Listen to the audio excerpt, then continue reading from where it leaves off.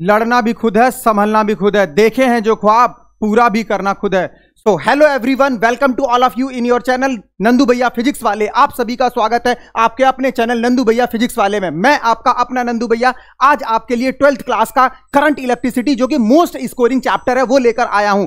आज हम लोग जो क्लास स्टार्ट करेंगे वो लेवल 1 की स्टार्ट करेंगे। जैसा कि आप सभी को पता है कि हमारी जो क्लासेस हैं वो लेवल 1, लेवल 2, लेवल 3 में चल रही हैं। लेवल 1 हम लोगों ने टोटली बोर्ड को डेडिकेटेड किया हुआ है, इसमें ओनली एकेडमिक बेस्ड होगा। और लेवल 2 और लेवल 3 में हम लोगों ने कॉम्पिटिशन को क्रैक करने की कोशिश की हुई है। लेवल 2 में हम लोग नीट को क्रैक करेंगे, लेवल 3 में हम लोग आईआईटी जेईई को क्रैक करेंगे। सो फिलहाल जो हमारी क्लास है ये लेवल 1 की क्लास है। आज की क्लास में हम लोग ड्रिफ्ट वेलोसिटी कंप्लीट करेंगे, मोबिलिटी को कंप्लीट करेंगे और उसके बाद ड्रिफ्ट वेलोसिटी का डेरिवेशन करेंगे, आई इक्वल टू वीना पर न्यूमेरिकल्स करेंगे। ये सभी हम लोगों को करना है और हम लोगों ने जितने भी बोर्ड के आए हुए क्वेश्चंस हैं सभी बोर्ड के क्वेश्चंस को कंप्लीट करेंगे। इट मींस ये कंप्लीट पैकेज है बोर्ड के लिए। बोर्ड के लिए अगर आप देख रहे हैं तो इससे बढ़िया लेक्चर आपके लिए नहीं हो सकता, बिकॉज इसमें सभी बोर्ड के पीवाईक्यू को हम लोगों ने सॉल्व किया हुआ है। तो ध्यान रखिए आपका जो लक्ष्य है, आपका लक्ष्य क्या है? 90 प्लस स्कोर करना। और ध्यान रखना मेरा लक्ष्य क्या है? आपके लक्ष्य की प्राप्ति कराना ही मेरा लक्ष्य है। ठीक है, तो चली जा पढ़े खातिर अब अपन लक्ष्य के हासिल करे के बाटे 90 प्लस लेके आवे के बाटे, 90 प्लस लेके आवे के बाटे। तो चली जा जल्दी से, लेट मत करी जा, चली जा। चलो तो फटाफट से हम लोग फर्स्ट टॉपिक स्टार्ट करते हैं अपना इलेक्ट्रिक करंट। ये इलेक्ट्रिक करंट आप लोग 10th क्लास में भी पढ़कर आए हुए हो। ये जो आपका टॉपिक है इलेक्ट्रिक करंट आप लोगों ने 10th क्लास में भी पढ़ा हुआ है। तो हमें यहां पर इसकी डेफिनेशन देखनी है, इसका फॉर्मूला देखना है, इसकी यूनिट देखनी है और बाकी जो इस पर मेन जो क्वेश्चंस बनेंगे वो क्वेश्चंस देखनी है। चलिए देखिए जरा, इलेक्ट्रिक करंट का मतलब क्या होता है? Electric current defined as the rate of flow of electric charge. किसी भी कंडक्टर में जो यूनिट इंटरवल ऑफ टाइम में जो चार्ज फ्लो हो रहा है उसी को हम क्या बोलते हैं? इलेक्ट्रिक करंट बोलते हैं। तो अगर मैं इलेक्ट्रिक करंट के फॉर्मूले की बात करूंगा तो इलेक्ट्रिक करंट का आपका जो फॉर्मूला होगा क्या होगा भाई? बच्चों देखो इधर, इलेक्ट्रिक करंट का फॉर्मूला क्या होगा? हमें यहां पर बहुत सिंपल आपको समझना है, बिकॉज आप लोग जो मैक्सिमम है वो 10th क्लास में पढ़कर आ चुके हो। तो करंट इक्वल टू कितना हो जाएगा? Charge upon time. Current equal to charge upon time हो जाएगा। करंट का मतलब क्या हुआ? जो चार्ज मूव कर रहा है in unit interval of time उसी को मैं करंट बोल रहा हूं। तो इसको हम लोग सिंपल लिख सकते हैं I equal to q upon t. और सिंपल अगर चार्ज आपका टाइम वेरिंग है तो आप यहां पर करंट कैसे निकालते हैं? ये इंपॉर्टेंट है, ये इंपॉर्टेंट है मेरे भाई, ये इंपॉर्टेंट है, इसको थोड़ा सही से समझना। अगर आपको चार्ज दे रखा है टाइम के रेस्पेक्ट में, मतलब टाइम के रेस्पेक्ट में वेरी कर रहा है और आपसे करंट बोला जाए तो आप वहां पर डिफरेंशिएट करेंगे चार्ज को विद रेस्पेक्ट टू टाइम। इस पर जेईई मेंस में भी क्वेश्चन बना हुआ है। आपको करंट दिया हुआ था, चार्ज कैलकुलेट करना था, वो मैं आपको प्रॉब्लम सॉल्व करके दिखाऊंगा। इसको हम लोग करेंगे आगे चलकर। और बाकी सिंपल हम लोग किस तरीके से कर सकते हैं करंट से रिलेटेड प्रॉब्लम, वो जैसे जैसे क्लास आपकी आगे चलेगी उसको हम देखेंगे। ठीक है, तो थोड़ा सा अगर मैं समझने की कोशिश करूं, जो करंट है हमारा, करंट इसमें अगर मैं बात करूं करंट से रिलेटेड, तो करंट में एक आप स्टडी करंट देखेंगे और एक देखेंगे आप कन्वेंशनल करंट। ये जनरली वर्ड यूज होता रहता है। स्टडी करंट का मतलब क्या है भाई? स्टडी करंट का मतलब होता है जो करंट कांस्टेंट होती है टाइम के साथ और उसका मैग्नीट्यूड फिक्स रहता है। मैग्नीट्यूड क्या रहता है? फिक्स रहता है। समझो जरा कैसे? जैसे आपने क्या किया, स्विच ऑन किया, तो स्विच ऑन किया, जैसे डीसी करंट है, स्विच ऑन किया तो टाइम के साथ इस तरीके से ये भाई एक साथ करंट तो नहीं बन जाएगा ना। जैसे आपने बोला 2 एम्पियर का करंट फ्लो होना है तो 0 से 2 तक पहुंचने में कुछ तो टाइम लगेगा ना। तो ये जो इसके बाद ये जो 2 एम्पियर की करंट है इसको मैं स्टडी करंट बोलूंगा, इसको मैं स्टडी करंट बोलूंगा। समझना जरा, ठीक है ना? तो इसको मैं क्या बोलूंगा? Study current. इसी तरीके से अगर मैं कन्वेंशनल करंट की डायरेक्शन की बात करूं या फिर मैं करंट की यूनिट्स की बात करूं तो जो आपको पता है बिल्कुल बेसिक करंट की यूनिट क्या होती है? आपकी जो यूनिट होगी ये आपकी एम्पियर हो जाएगी। ये करंट जो टॉपिक है बिल्कुल बेसिक टॉपिक है, ये आपको पता होना चाहिए। Situation I equal to D Q by D T हम लोग अप्लाई करेंगे। जल्दी से हम लोग फटाफट हमारा जो फर्स्ट टॉपिक है सिलेबस का, जो इंपॉर्टेंट टॉपिक ड्रिफ्ट वेलोसिटी, हम इसकी तरफ शिफ्ट होंगे। ठीक है, तो इलेक्ट्रिक करंट से रिलेटेड मैंने बेसिक चीजें इसमें मैंने बता रखी है, आप लोग नोट भी कर सकते हैं। इसमें कोई ज्यादा इसमें दिमाग नहीं लगाना है। जैसे अगर हम बात करें स्टडी करंट का, तो करंट जो होगा आपका क्या होगा? ये टाइम के साथ कांस्टेंट है। ठीक है, यहां पर मैंने कोशिश की स्टडी करंट को ड्रॉ करने के लिए। यहां के बाद ये जो करंट है आपका ये स्टडी हो जाएगा। ये करंट आपका ऑल्टरनेटिंग नेचर का है, ऑल्टरनेटिंग हम लोग सेपरेट समझेंगे। ठीक है, अब देखिए जरा कन्वेंशनल करंट का मतलब क्या है। जैसे आपने एक ये कंडक्टर लिया, आपने ये एक कंडक्टर लिया, अब आपने क्या करा, इस कंडक्टर में एक एक्सटर्नल सप्लाई लगाई, ये पॉजिटिव ये नेगेटिव, ये पॉजिटिव ये नेगेटिव, तो यहां पॉजिटिव बन गया और यहां नेगेटिव बन गया। ठीक है, अब जो फ्री इलेक्ट्रॉन्स होते हैं वो फ्री इलेक्ट्रॉन्स नेगेटिव से पॉजिटिव की तरफ जाएंगे। जो फ्री इलेक्ट्रॉन्स हैं उनका मूवमेंट नेगेटिव से पॉजिटिव की तरफ होगा, तो इसकी वजह से जो करंट बनेगी वो पॉजिटिव से नेगेटिव की तरफ, जो करंट बनेगी वो किस तरफ बनेगी, वो पॉजिटिव से नेगेटिव की तरफ। इसी तरीके से जो होल्स होते हैं, होल्स का कॉन्सेप्ट जो सेमीकंडक्टर में हम लोग देखते हैं जनरली, होल्स जो होते हैं हमारे वो हम इनको ऐसा पॉजिटिव ट्रीट करते हैं। ठीक है, तो ये आपके किस तरफ जाएंगे, नेगेटिव की तरफ। तो जो करंट होता है, जो करंट होता है, करंट क्या होता है कि अगर मैं करंट की बात करूं, अगर मैं करंट की बात करूं तो जैसे अगर मैंने कोई भी कंडक्टर लिया, ये मेरे पास एक कंडक्टर है, समझना जरा बेसिक कॉन्सेप्ट समझा रहा हूं। ये मेरे पास एक कंडक्टर है, मैंने इसमें क्या किया, ये मैंने एक एक्सटर्नल सप्लाई लगा दी, ये एक एक्सटर्नल सप्लाई लगा दी। अब क्या हुआ, जो इसके अंदर के इलेक्ट्रॉन्स हैं, जो इसके अंदर के इलेक्ट्रॉन्स हैं, ये मैंने इलेक्ट्रॉन्स को रिप्रेजेंट किया। ये आपका पॉजिटिव टर्मिनल है भाई, और ये आपका नेगेटिव टर्मिनल है। ठीक है, और ये मैंने होल्स को रिप्रेजेंट किया हुआ है। जस्ट समझना, जरा समझने की कोशिश करना। तो जो इलेक्ट्रॉन्स होंगे, ये इलेक्ट्रॉन्स आपके पॉजिटिव की तरफ होंगे, और जो होल्स होंगे वो नेगेटिव की तरफ। होल्स जो होंगे वो किस तरफ जाएंगे, वो नेगेटिव की तरफ। तो फ्री इलेक्ट्रॉन्स की वजह से जो करंट बनती है, मेरे बच्चों देखो, अरे कहां देख रहे हो भाई, इधर देखो ना, बेसिक कॉन्सेप्ट है ये। तो इलेक्ट्रिक करंट क्या होगा, फ्री इलेक्ट्रॉन्स की वजह से क्या हो जाएगा, ये इलेक्ट्रॉन के opposite due to free electron. और होल्स की वजह से क्या होगा, सेम डायरेक्शन में, होल्स की वजह से सेम डायरेक्शन में। तो जो कन्वेंशनल करंट होती है जनरली हमारी, वो पॉजिटिव टू नेगेटिव होती है, that is equal to IE plus IH। It means current due to electron plus current due to holes. लेकिन जब हम मेटल और कंडक्टर की बात करते हैं तो वहां पर होल्स नहीं होते हैं, मैक्सिमम हमारे फ्री इलेक्ट्रॉन्स ही होते हैं, तो हम लोग वहां पर फ्री इलेक्ट्रॉन के कॉन्सेप्ट से कैलकुलेट करते हैं। लेकिन जब मेरे भाई, जब हम सेमीकंडक्टर की बात करते हैं तो सेमीकंडक्टर में होल्स का भी कॉन्सेप्ट आएगा, वहां पर हम लोग क्या करेंगे, होल्स को भी कंसीडर करेंगे। तो फिलहाल ये जो करंट का जो बेसिक है ये आपको पता होना चाहिए था। और हम लोग जल्दी से अब हम लोग फर्स्ट अपने इंपॉर्टेंट टॉपिक ड्रिफ्ट वेलोसिटी की तरफ चलते हैं। ये जो हमारा नेक्स्ट टॉपिक है ये बहुत इंपॉर्टेंट है, बहुत ज्यादा इंपॉर्टेंट। हमारा जो करंट है, करंट इलेक्ट्रिसिटी में जो पहला टॉपिक आता है ड्रिफ्ट वेलोसिटी। ये जो क्लासेस हैं हमारी, ये लेवल 1 की क्लास है। ये हम लोग एकेडमिक लेवल की क्लास चला रहे हैं। जेई मेंस और नीट की क्लास हमारी अलग लेवल पर है, लेवल 2 और लेवल 3। तो इसमें हम लोग ओनली आपके ये कोशिश कर रहे हैं कि आपको ओनली एकेडमिक लेवल की क्लासेस मिले। ठीक है, तो एकेडमिक लेवल का डिस्कशन होगा। अगर आप में से कोई आईआईटी, जेई और नीट के लिए जाना चाहता है तो बिल्कुल सेम चैप्टर का हमारा क्या है, लेवल 2 और लेवल 3 है। तो आप लेवल 2 और लेवल 3 भी देख सकते हैं। ठीक है, बट फिलहाल यहां पर हम लोग ओनली एकेडमिक देखने वाले हैं। तो जल्दी से देखो मेरे भाई क्या होने वाला है। बहुत सिंपल है यार, ये बहुत सिंपल, इंपॉर्टेंट है, बहुत पूछा जाता है एग्जाम में, बहुत पूछा जाता है एग्जाम में। ड्रिफ्ट वेलोसिटी का मतलब क्या होता है? तो ड्रिफ्ट का मतलब अगर मैं बात करूं तो ड्रिफ्ट का मतलब होता है रेंगना, इलेक्ट्रॉन को रेंगना। इलेक्ट्रॉन जो रेंगते हुए चलते हैं इसको ड्रिफ्ट बोलते हैं। ऐसा कॉन्सेप्ट आता क्यों है, समझो जरा, ऐसा कॉन्सेप्ट क्यों आता है। पहले मैं आपको समझाने की कोशिश करूंगा कि ऐसा कॉन्सेप्ट क्यों आता है।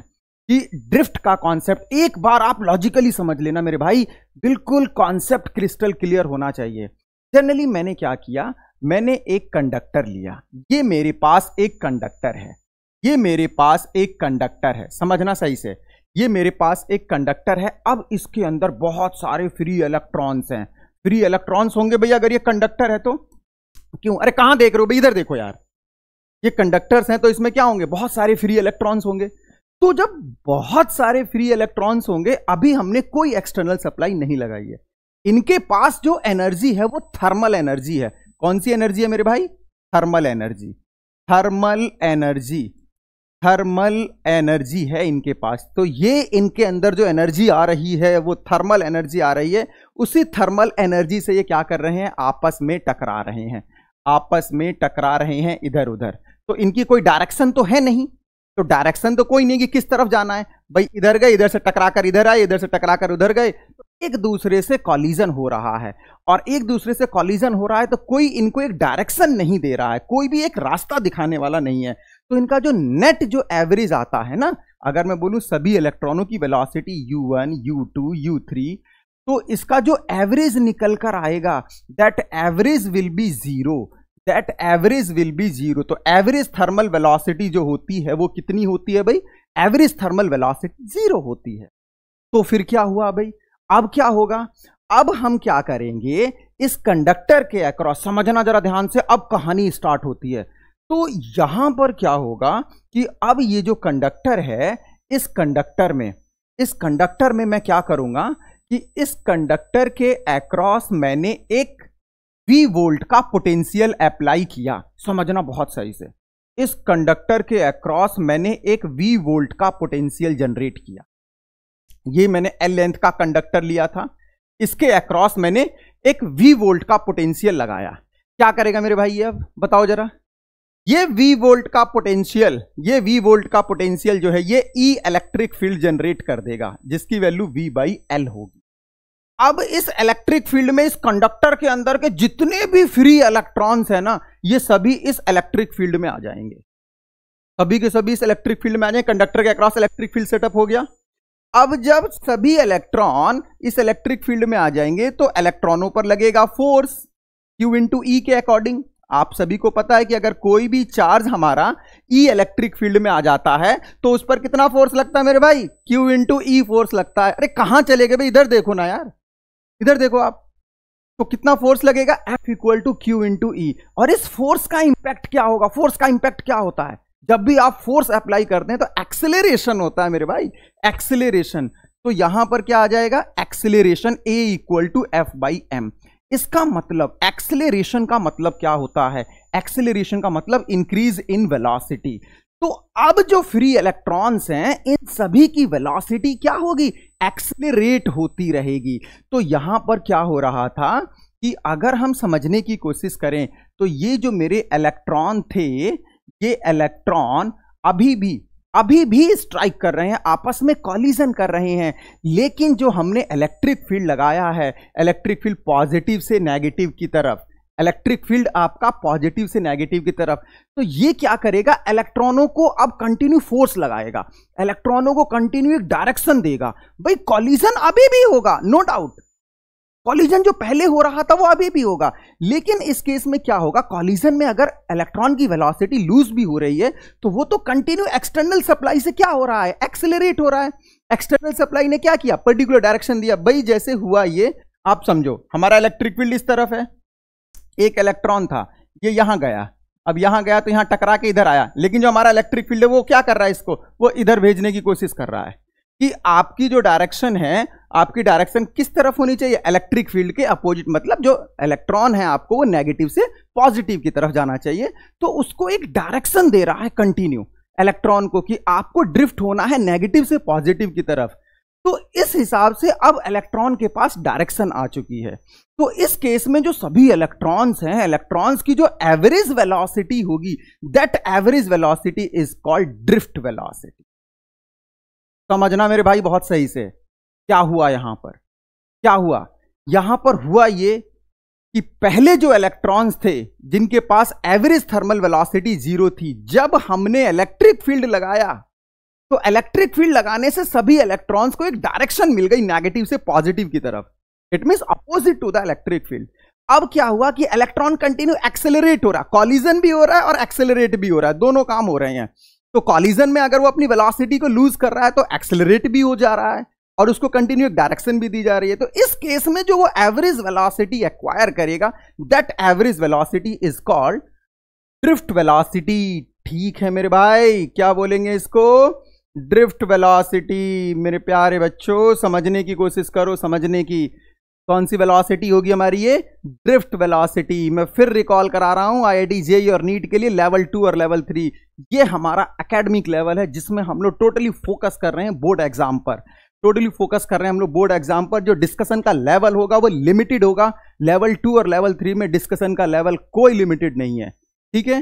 तो थोड़ा सा आप लोग समझने की कोशिश करेंगे, जैसा कि मैं आपको सभी को समझाने की कोशिश कर रहा हूं कभी से, कि ड्रिफ्ट वेलोसिटी क्या है। Drift velocity is the average velocity attained by the charge particle such as electron in the material due to electric field. Electric field के इन्फ्लुएंस में जो हमारी वेलोसिटी एक्वायर हो रही है, जो एवरेज, उसी को मैं ड्रिफ्ट वेलोसिटी बोलूंगा।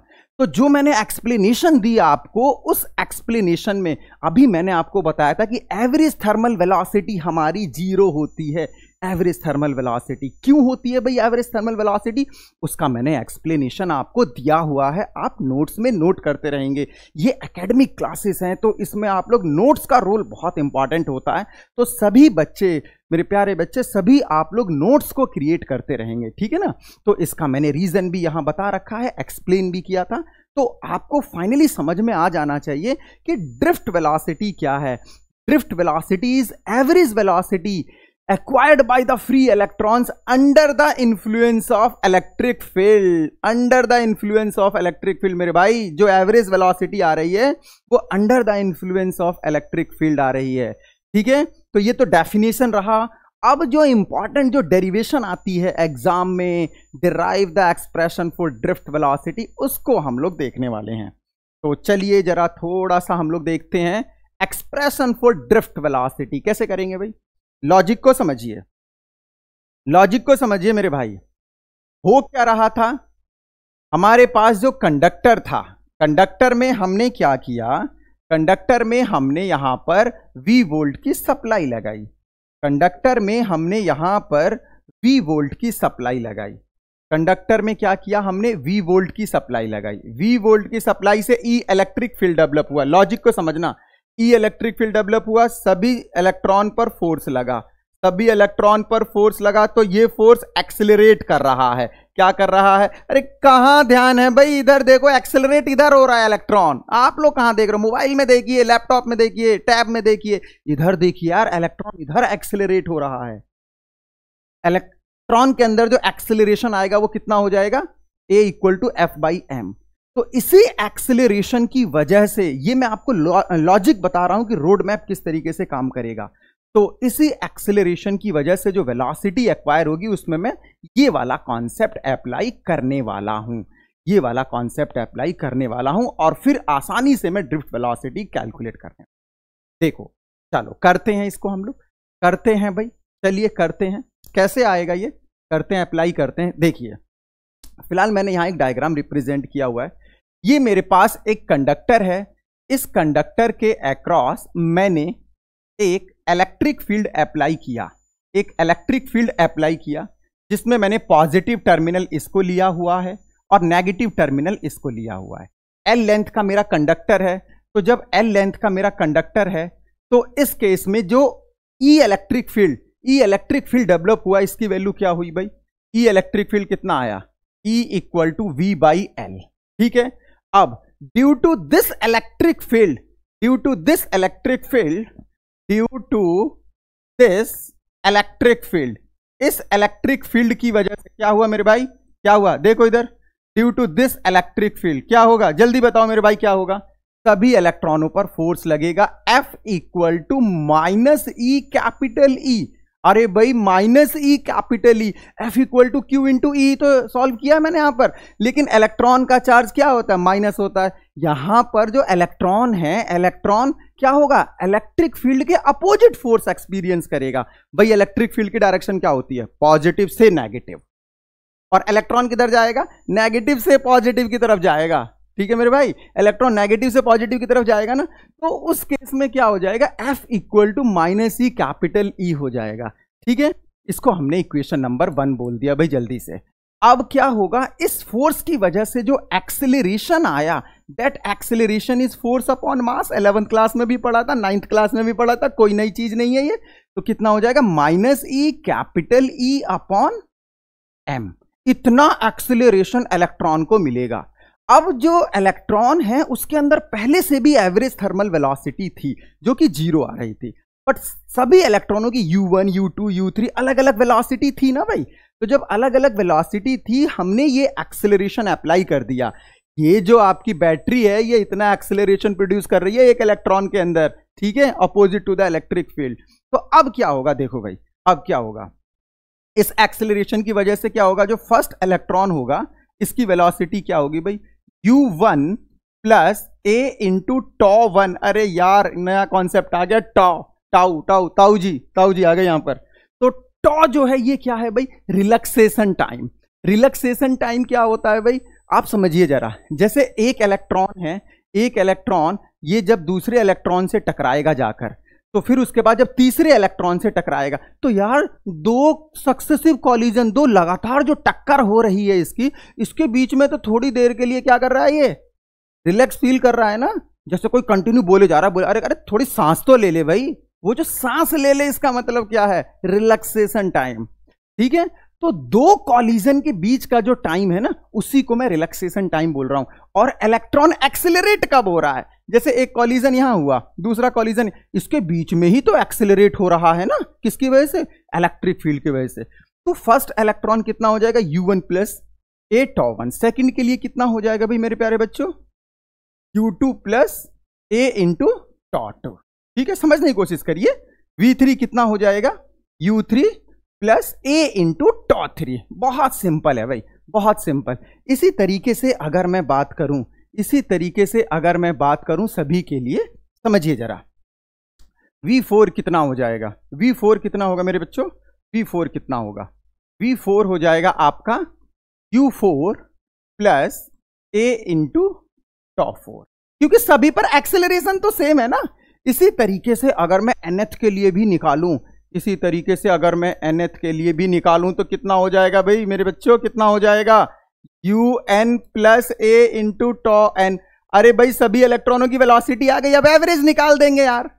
ये सभी इलेक्ट्रॉनों की वेलोसिटी कब आ रही है, इलेक्ट्रिक फील्ड की प्रेजेंस में। तो अब हम क्या कर देंगे, इन सभी का एवरेज निकालेंगे। तो एवरेज निकालिए इन सभी का, चलिए एवरेज निकालिए। ड्रिफ्ट वेलोसिटी क्या हो जाएगी भाई, VD क्या हो जाएगा, V1 plus V2 plus V3 plus V4। अरे लिखो भाई लिखो, जल्दी जल्दी लिखो, आगे ड्रिफ्ट वेलोसिटी प्लस VN और divided by N, average velocity.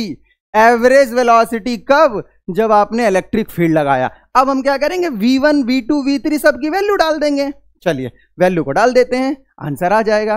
Value को डालते हैं, आंसर आ जाएगा, बहुत जल्दी आएगा आंसर।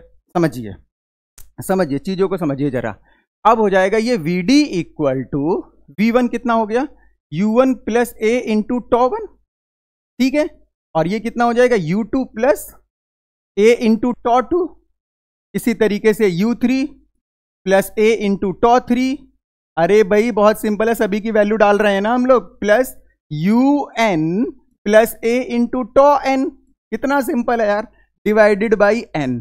अरे भाई एक बेसिक कॉन्सेप्ट सीखा है मैथमेटिक्स में, एलसीएम ब्रेक कर देना। एलसीएम ब्रेक करने का मतलब क्या होता है भाई, इसको दो पार्ट में, तीन पार्ट में, जितने पार्ट में आप ब्रेक करना चाहते हैं। चलो फिलहाल मैं इसको दो पार्ट में ही ब्रेक करूंगा मेरे भाई। अरे ध्यान कहां यार, इधर देखिए प्लीज, इधर देखिए जल्दी, इधर देखो। समझना है ना, स्कोर करना है ना बोर्ड में, नहीं करना चाहते, करना चाहते हो ना सभी, 90s वाले हो आप लोग। देखो इधर 90 अबव जाना है, कितना जाना है फिजिक्स में, 90 अबव। समझो कितना हो जाएगा, एलसीएम ब्रेक करो, U1 plus U2 plus U3 up to UN, up to क्या, अप टू, कितना अच्छा वर्ड है। इसी तरीके से A τ1 plus τ2 plus τ3 up to τn divided by N। अरे भाई ये तो एवरेज थर्मल वेलोसिटी है, ये कितना है, ये तो 0 आया था हमारा ऑलरेडी पहले ही।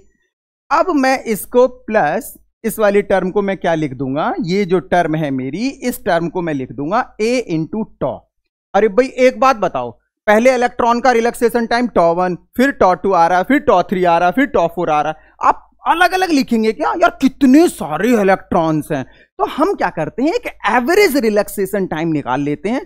तो ये जो आ रहा है क्या है, ये एवरेज रिलैक्सेशन टाइम, उसी को हम सभी इलेक्ट्रॉन्स पर अप्लाई कर देते हैं, सभी इलेक्ट्रॉन्स पर। तो ये क्या है आपका टॉ, एवरेज रिलैक्सेशन टाइम है।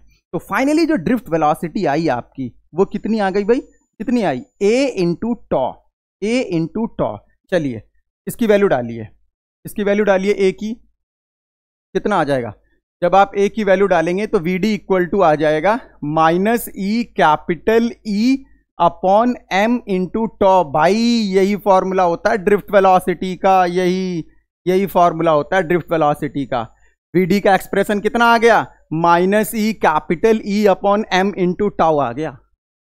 ठीक है, इसमें माइनस साइन क्या इंडिकेट कर रहा है भाई, the direction of drift velocity is opposite to the electric field. ठीक है, और मैं आपको बताऊं तो ये कंडक्टर में पता है कितना होता है, बहुत कम होता है यार, ये 10 to the power -4 metre per second होता है।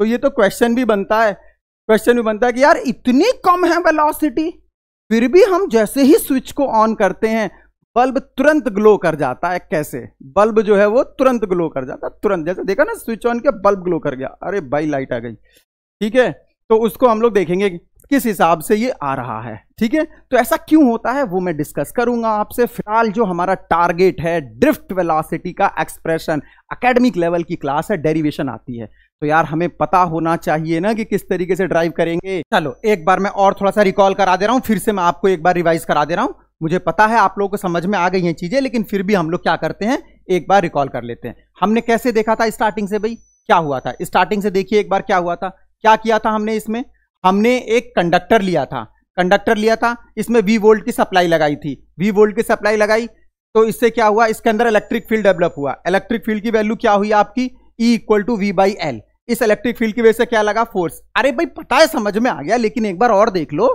चीजें अच्छे से समझ में आ जाएंगी, बोर्ड के अकॉर्डिंग इंपॉर्टेंट टॉपिक है ना।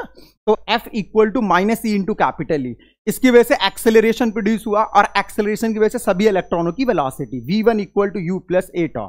इसी तरीके से मैंने करके क्या किया, फिर सभी इलेक्ट्रॉनों की वेलोसिटी निकाली, और सभी इलेक्ट्रॉनों की वेलोसिटी निकालने के बाद फिर मैंने क्या किया, सभी का एवरेज कैलकुलेट कर दिया था। एवरेज भाई वेलोसिटी का सम अपॉन नंबर ऑफ टर्म, फिर एलसीएम ब्रेक कर दिया था, ये 0 हो गया था, और 0 होने के बाद फाइनली जो ड्रिफ्ट वेलोसिटी थी वो कितनी आ गई थी आपकी, वो vd equal to minus e capital E upon m into tau, यही आया था। बहुत सिंपल है। अच्छा एक बात आप समझो जरा यार, वेलोसिटी को आप याद कैसे कर सकते हो, आप समझो जरा कैसे यार। वेलोसिटी है ना, वेलोसिटी समझना जरा, वेलोसिटी कितना लिख सकता हूं मैं इसको, एक्सेलरेशन इंटू टाइम लिख सकता हूं क्या, एक्सेलरेशन इंटू टाइम, कुछ गलत तो नहीं लिखा मैंने, ये याद करने का तरीका बता रहा हूं। तो ड्रिफ्ट वेलोसिटी एक्सेलरेशन, एक्सेलरेशन कितना होगा, a into time tau, a कितना होगा, force upon mass, force upon mass, force upon mass, कितना हो जाएगा ये, ड्रिफ्ट वेलोसिटी। इस तरीके से आप याद भी कर सकते हो। ठीक है, इस तरीके से। तो डेरिवेशन अगर आती है आपकी तो आप आसानी से कर सकते हैं, चीजों को समझ में आना चाहिए, कॉन्सेप्ट क्लियर होना चाहिए, तो आप आसानी से कर जाएंगे डेरिवेशन को। ठीक है ना, तो थोड़ा सा हम लोग आगे की तरफ चलते हैं, थोड़ा सा आगे की तरफ चलते हैं। हम लोग ये देखने की कोशिश करते हैं कि ड्रिफ्ट वेलोसिटी जो है, ड्रिफ्ट वेलोसिटी जो है, इसमें हम लोग और क्या कर सकते हैं। जैसे ड्रिफ्ट वेलोसिटी का फॉर्मूला आया आपका, ड्रिफ्ट वेलोसिटी का फॉर्मूला आया आपका vd इक्वल टू आया, vd equal to minus e capital E upon m into tau. अरे यही आया था ना, यही आया था ना, रट जाना चाहिए ये फॉर्मूला, बिल्कुल याद रहना चाहिए। अब देखो जरा, E इक्वल टू V/L भी होता है ना, होता है नहीं होता, electric field equal to potential upon length.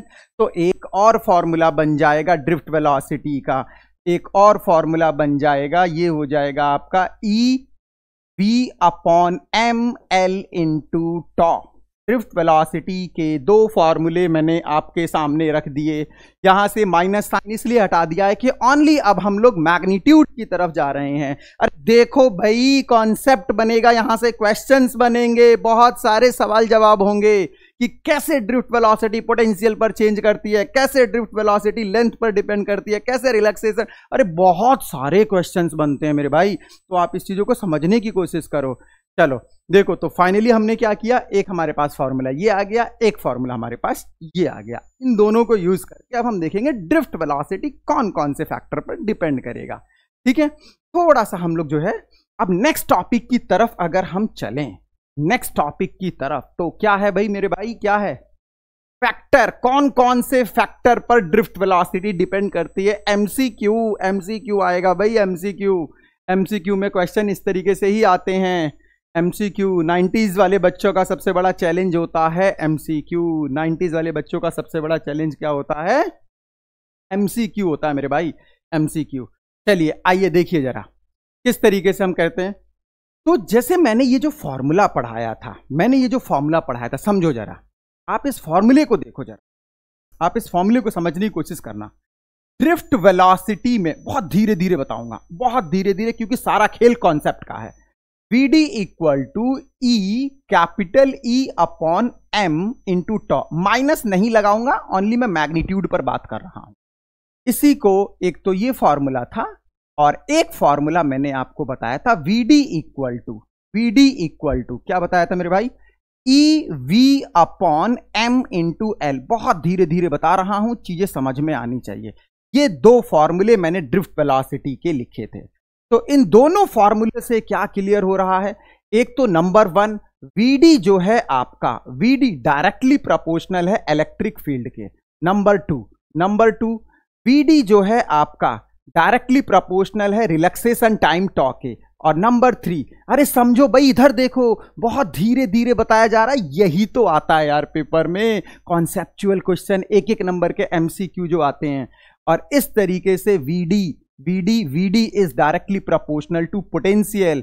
और इसी तरीके से VD क्या हो जाएगा, VD is inversely proportional to length.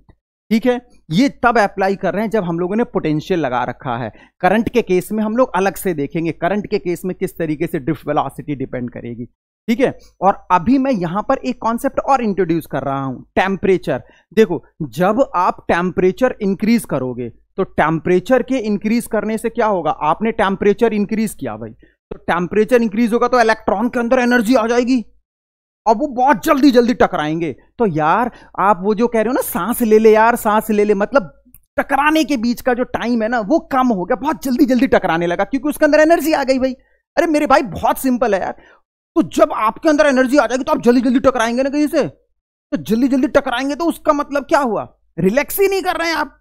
तो जब रिलैक्स नहीं कर रहे हैं तो रिलैक्सेशन टाइम क्या हो गया, रिलैक्सेशन टाइम कम हो गया मेरे भाई। टेम्परेचर को जब इंक्रीज करते हैं तो रिलैक्सेशन टाइम कम हो जाता है, और ड्रिफ्ट वेलोसिटी रिलैक्सेशन टाइम के डायरेक्टली है। तो ड्रिफ्ट वेलोसिटी क्या हो जाएगी, टेम्परेचर से डिक्रीज हो जाएगी। इसका मतलब एक और कॉन्सेप्ट आ गया, और वो कॉन्सेप्ट क्या आया, drift velocity is inversely proportional to temperature मेरे भाई, इनवर्सली प्रोपोर्शनल टू टेम्परेचर।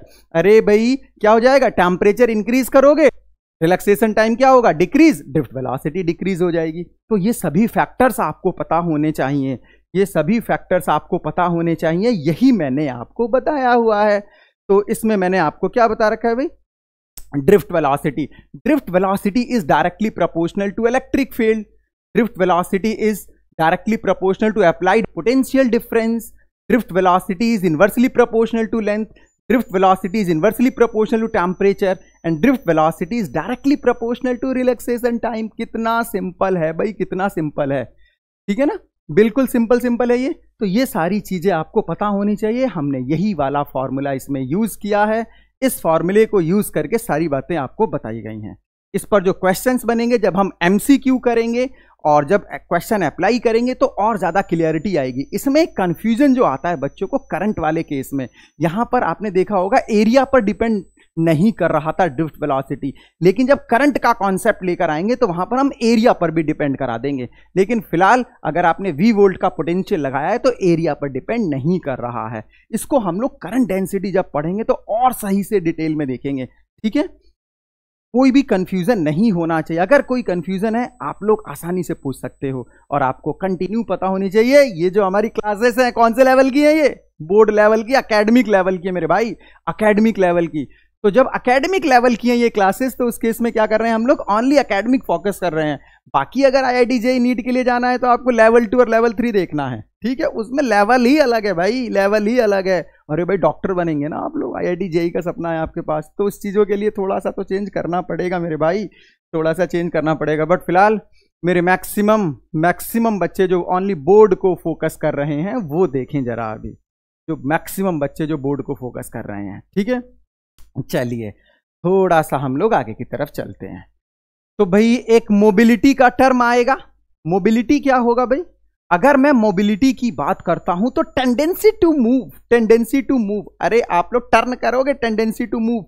अगर इलेक्ट्रॉन जो है मूव कर रहा है ड्रिफ्ट वेलोसिटी से, लेकिन उसकी जो टेंडेंसी है मूव करने की, टेंडेंसी जो है उसकी मूव करने की, जब आप उसमें इलेक्ट्रिक फील्ड लगाएंगे तो उसी को हम लोग बोलेंगे क्या? आपका मोबिलिटी। तो मोबिलिटी को हम कैसे डिफाइन करेंगे? मोबिलिटी को म्यू से लिखेंगे भाई। मोबिलिटी क्या हो जाएगा हमारा?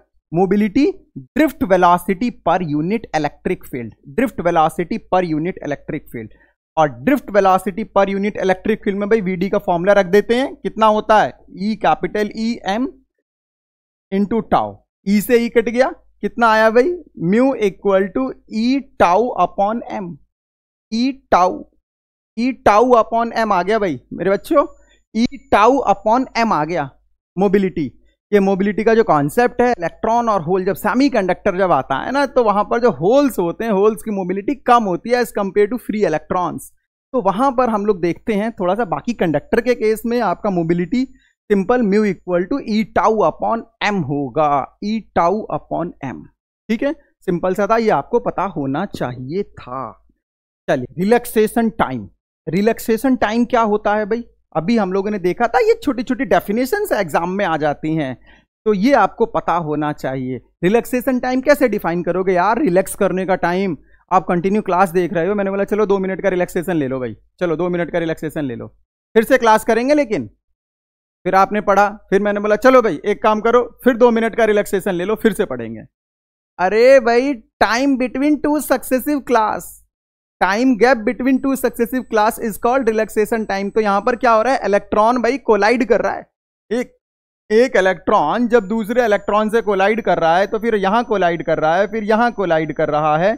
अरे भाई होश ले ले यार, इलेक्ट्रॉन से बोलो होश ले ले, कोलाइड करने से पहले थोड़ा सा थम जा। तो ये जो थम जा ना, जिस टाइम में थम रहा है वो, उसी टाइम को रिलैक्सेशन टाइम कह रहे हैं मेरे भाई। ठीक है ना, time between 2 successive collision is called relaxation time, relaxation time. ठीक है, चीजें समझ में आनी चाहिए। ड्रिफ्ट वेलोसिटी देख लिया, मोबिलिटी देख लिया, ड्रिफ्ट वेलोसिटी कौन कौन से फैक्टर पर डिपेंड करता है ये भी देख लिया। ये सारी बातें आपको समझ में आनी चाहिए मेरे भाई।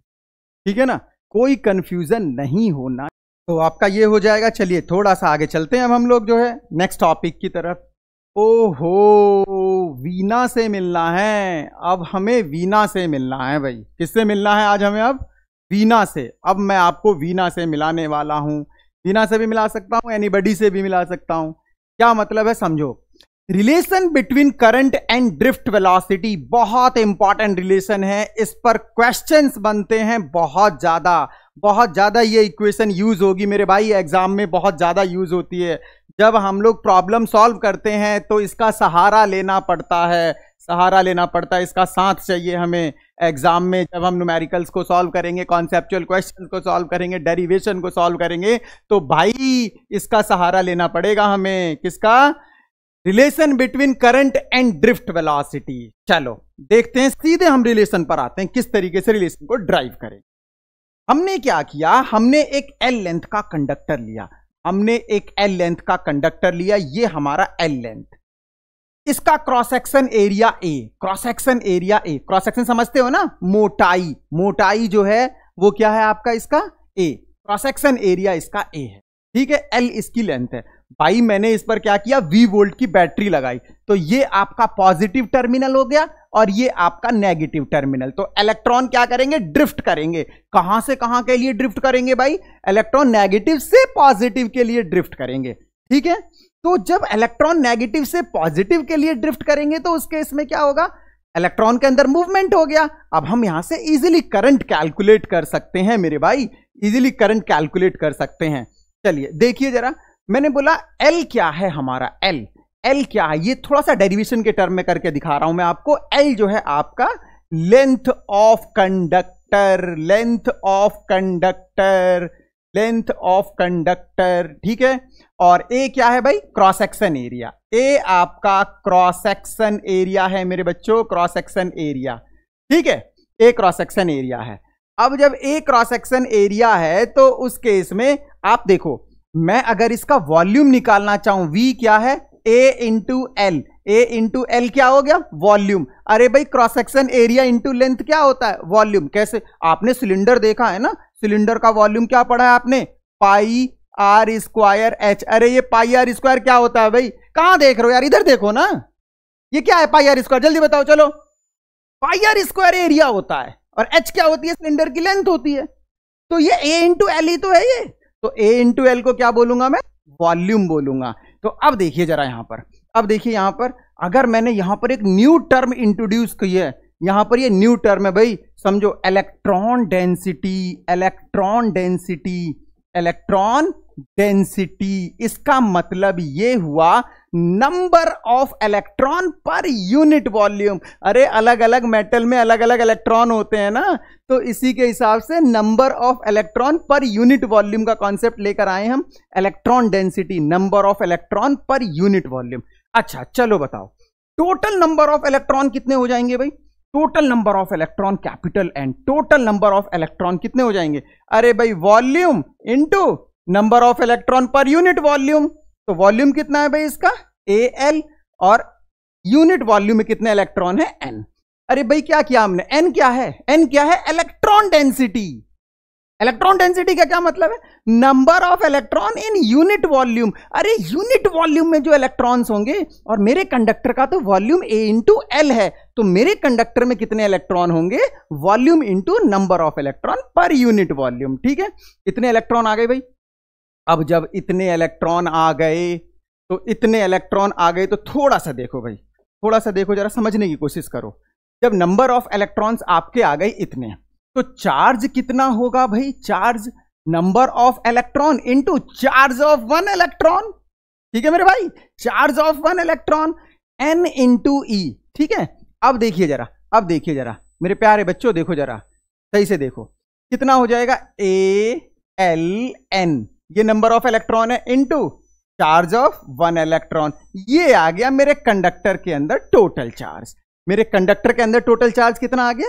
इतना आ गया। अब चीजों को समझो जरा, अब चीजों को समझो थोड़ा सा। जो इलेक्ट्रॉन है, इलेक्ट्रॉन जब नेगेटिव से पॉजिटिव की तरफ जाएगा भाई, किस वेलोसिटी से जाएगा? ड्रिफ्ट वेलोसिटी से। तो उसको कितना टाइम लगेगा भाई? कितना टाइम लगेगा? टाइम इक्वल टू क्या हो जाएगा? Time equal to speed upon distance, speed equal to distance upon time. तो यहां पर अगर मैं बात करूं तो टाइम कितना लगेगा भाई इलेक्ट्रॉन को? टाइम कितना लगेगा इलेक्ट्रॉन को? Time taken by electron, time taken by electron, कितना टाइम लगेगा? टाइम टेकन बाई इलेक्ट्रॉन, समझो जल्दी सही से, टाइम टेकन बाई इलेक्ट्रॉन कितना आ गया भाई मेरे भाइयों? कितना आ गया? टाइम इक्वल टू कितना? स्पीड इक्वल टू क्या होता है? Distance upon time. तो टाइम इक्वल टू कितना हो जाएगा? Distance upon speed, distance upon speed. Speed क्या है इसकी? वीडी। स्पीड क्या है इसकी? वीडी है। तो चलिए थोड़ा सा आगे चलते हैं, अब हम लोग थोड़ा सा आगे चलते हैं। तो करंट कितना सेटअप हो गया भाई? Charge upon time. अरे यार पहली क्लास में हम लोगों ने यही तो देखा था, चार्ज अपॉन टाइम। ये जो क्लास हमारी चल रही है, तो चार्ज अपॉन टाइम आ गया। अब मैं यहां पर क्या कर सकता हूं भाई? समझो, I equal to charge. Charge को रख दो भाई, चार्ज को रख दो ALNE। टाइम को रख दो भाई L अपॉन VD, ठीक है ना। कोई भी बड़ा काम नहीं हो रहा है, बहुत सिंपल कैलकुलेशन की जा रही है मेरे बच्चों, बहुत सिंपल कैलकुलेशन। L से L कट गया, L से L कट गया, कितना आएगा? कितना आएगा? कितना आएगा? कितना आएगा? बताओ जल्दी बताओ। ये आ जाएगा आपका, कितना आ जाएगा? VD, ये ऊपर पहुंच गया, ENA। ऐसे लिख सकता हूं मैं, ऐसे लिख सकता हूं मैं। तो ये क्या आ गया भाई? I इक्वल टू वीना। I इक्वल टू क्या आ गया? वीना आ गया मेरे बच्चों। तो इस हिसाब से करंट और ड्रिफ्ट वेलोसिटी में जो रिलेशन होता है सिंपल, वो क्या होता है? I equal to VDENA। इस तरीके से आप याद कर सकते हैं। जस्ट ये याद करने के लिए था, बाकी मैंने किसी को हर्ट करने की कोशिश नहीं की है। अगर कोई हर्ट हुआ है तो सॉरी फॉर दैट, बट मेरा मेन पर्पस है मेरे प्यारे बच्चों आपको याद कराना कि किस हिसाब से ये चीजें याद होंगी। ठीक है, तो I इक्वल टू वी ना, VD drift velocity, E charge of 1 electron, N number of electron per unit volume, A उसका क्रॉस सेक्शन एरिया। A क्या है? Cross section area. तो फाइनली अगर मैं बात करूं कि हमारा जो करंट और ड्रिफ्ट वेलोसिटी में जो रिलेशन मैंने ये जो आपको बता रखा है कि करंट और ड्रिफ्ट वेलोसिटी में क्या रिलेशन होगा, समझने की कोशिश करिए। हमने कैसे किया, एक L लेंथ का कंडक्टर लिया, A क्रॉस सेक्शन एरिया, इसका वॉल्यूम A इंटू एल हो गया, स्मॉल n एक नंबर ऑफ टर्म इंट्रोड्यूस की हमने जो number of electron per unit volume, number of electron per unit volume क्या लिया हमने यहां पर, ये number of electron per unit volume लिया हमने, फिर टोटल नंबर ऑफ इलेक्ट्रॉन निकाल लिया। अब यहां से फिर हमने टोटल चार्ज निकाल लिया, टोटल चार्ज निकला, फिर हमने टाइम निकाल लिया, टाइम निकला, फिर करंट निकाल लिया। इस तरीके से हमने डेरिवेशन कर दी। तो अगर ये एग्जाम में डेरिवेशन आ गई तो आप इजीली इसे कर सकते हैं, अदरवाइज इसका हम लोग डायरेक्ट कॉन्सेप्ट समझेंगे। ठीक है, जब आप लोग लेवल 2 और लेवल 3 की क्लास करोगे तो वहां ये डेरिवेशन नहीं कराऊंगा मैं, वहां तो सीधे मैंने बोलूंगा कि लेवल 1 से जाकर देख लीजिए भाई ये होता है रिलेशन, इस पर आ जाओ, सीधे लेवल 2 लेवल 3 के क्वेश्चन जो भी आपके क्वेश्चन बनेंगे वो क्वेश्चन करेंगे हम लोग यहां से। ठीक है ना, तो इसलिए ये लेवल 1 लेवल 2 लेवल 3 में डिफरेंस है।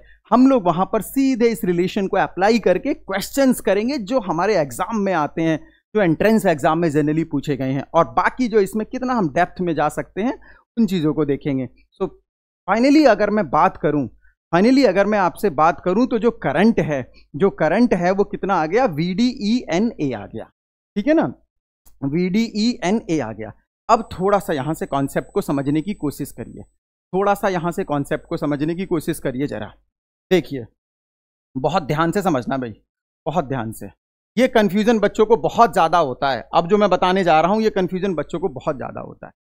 किसी भी कंडक्टर के अंदर, ये कोई भी कंडक्टर है, एरिया मैंने चेंज करा दिया, ये कोई भी कंडक्टर है भाई। अब करंट का फॉर्मूला क्या है, I इक्वल टू वी ना, ये हो गया, ये I इक्वल टू वी।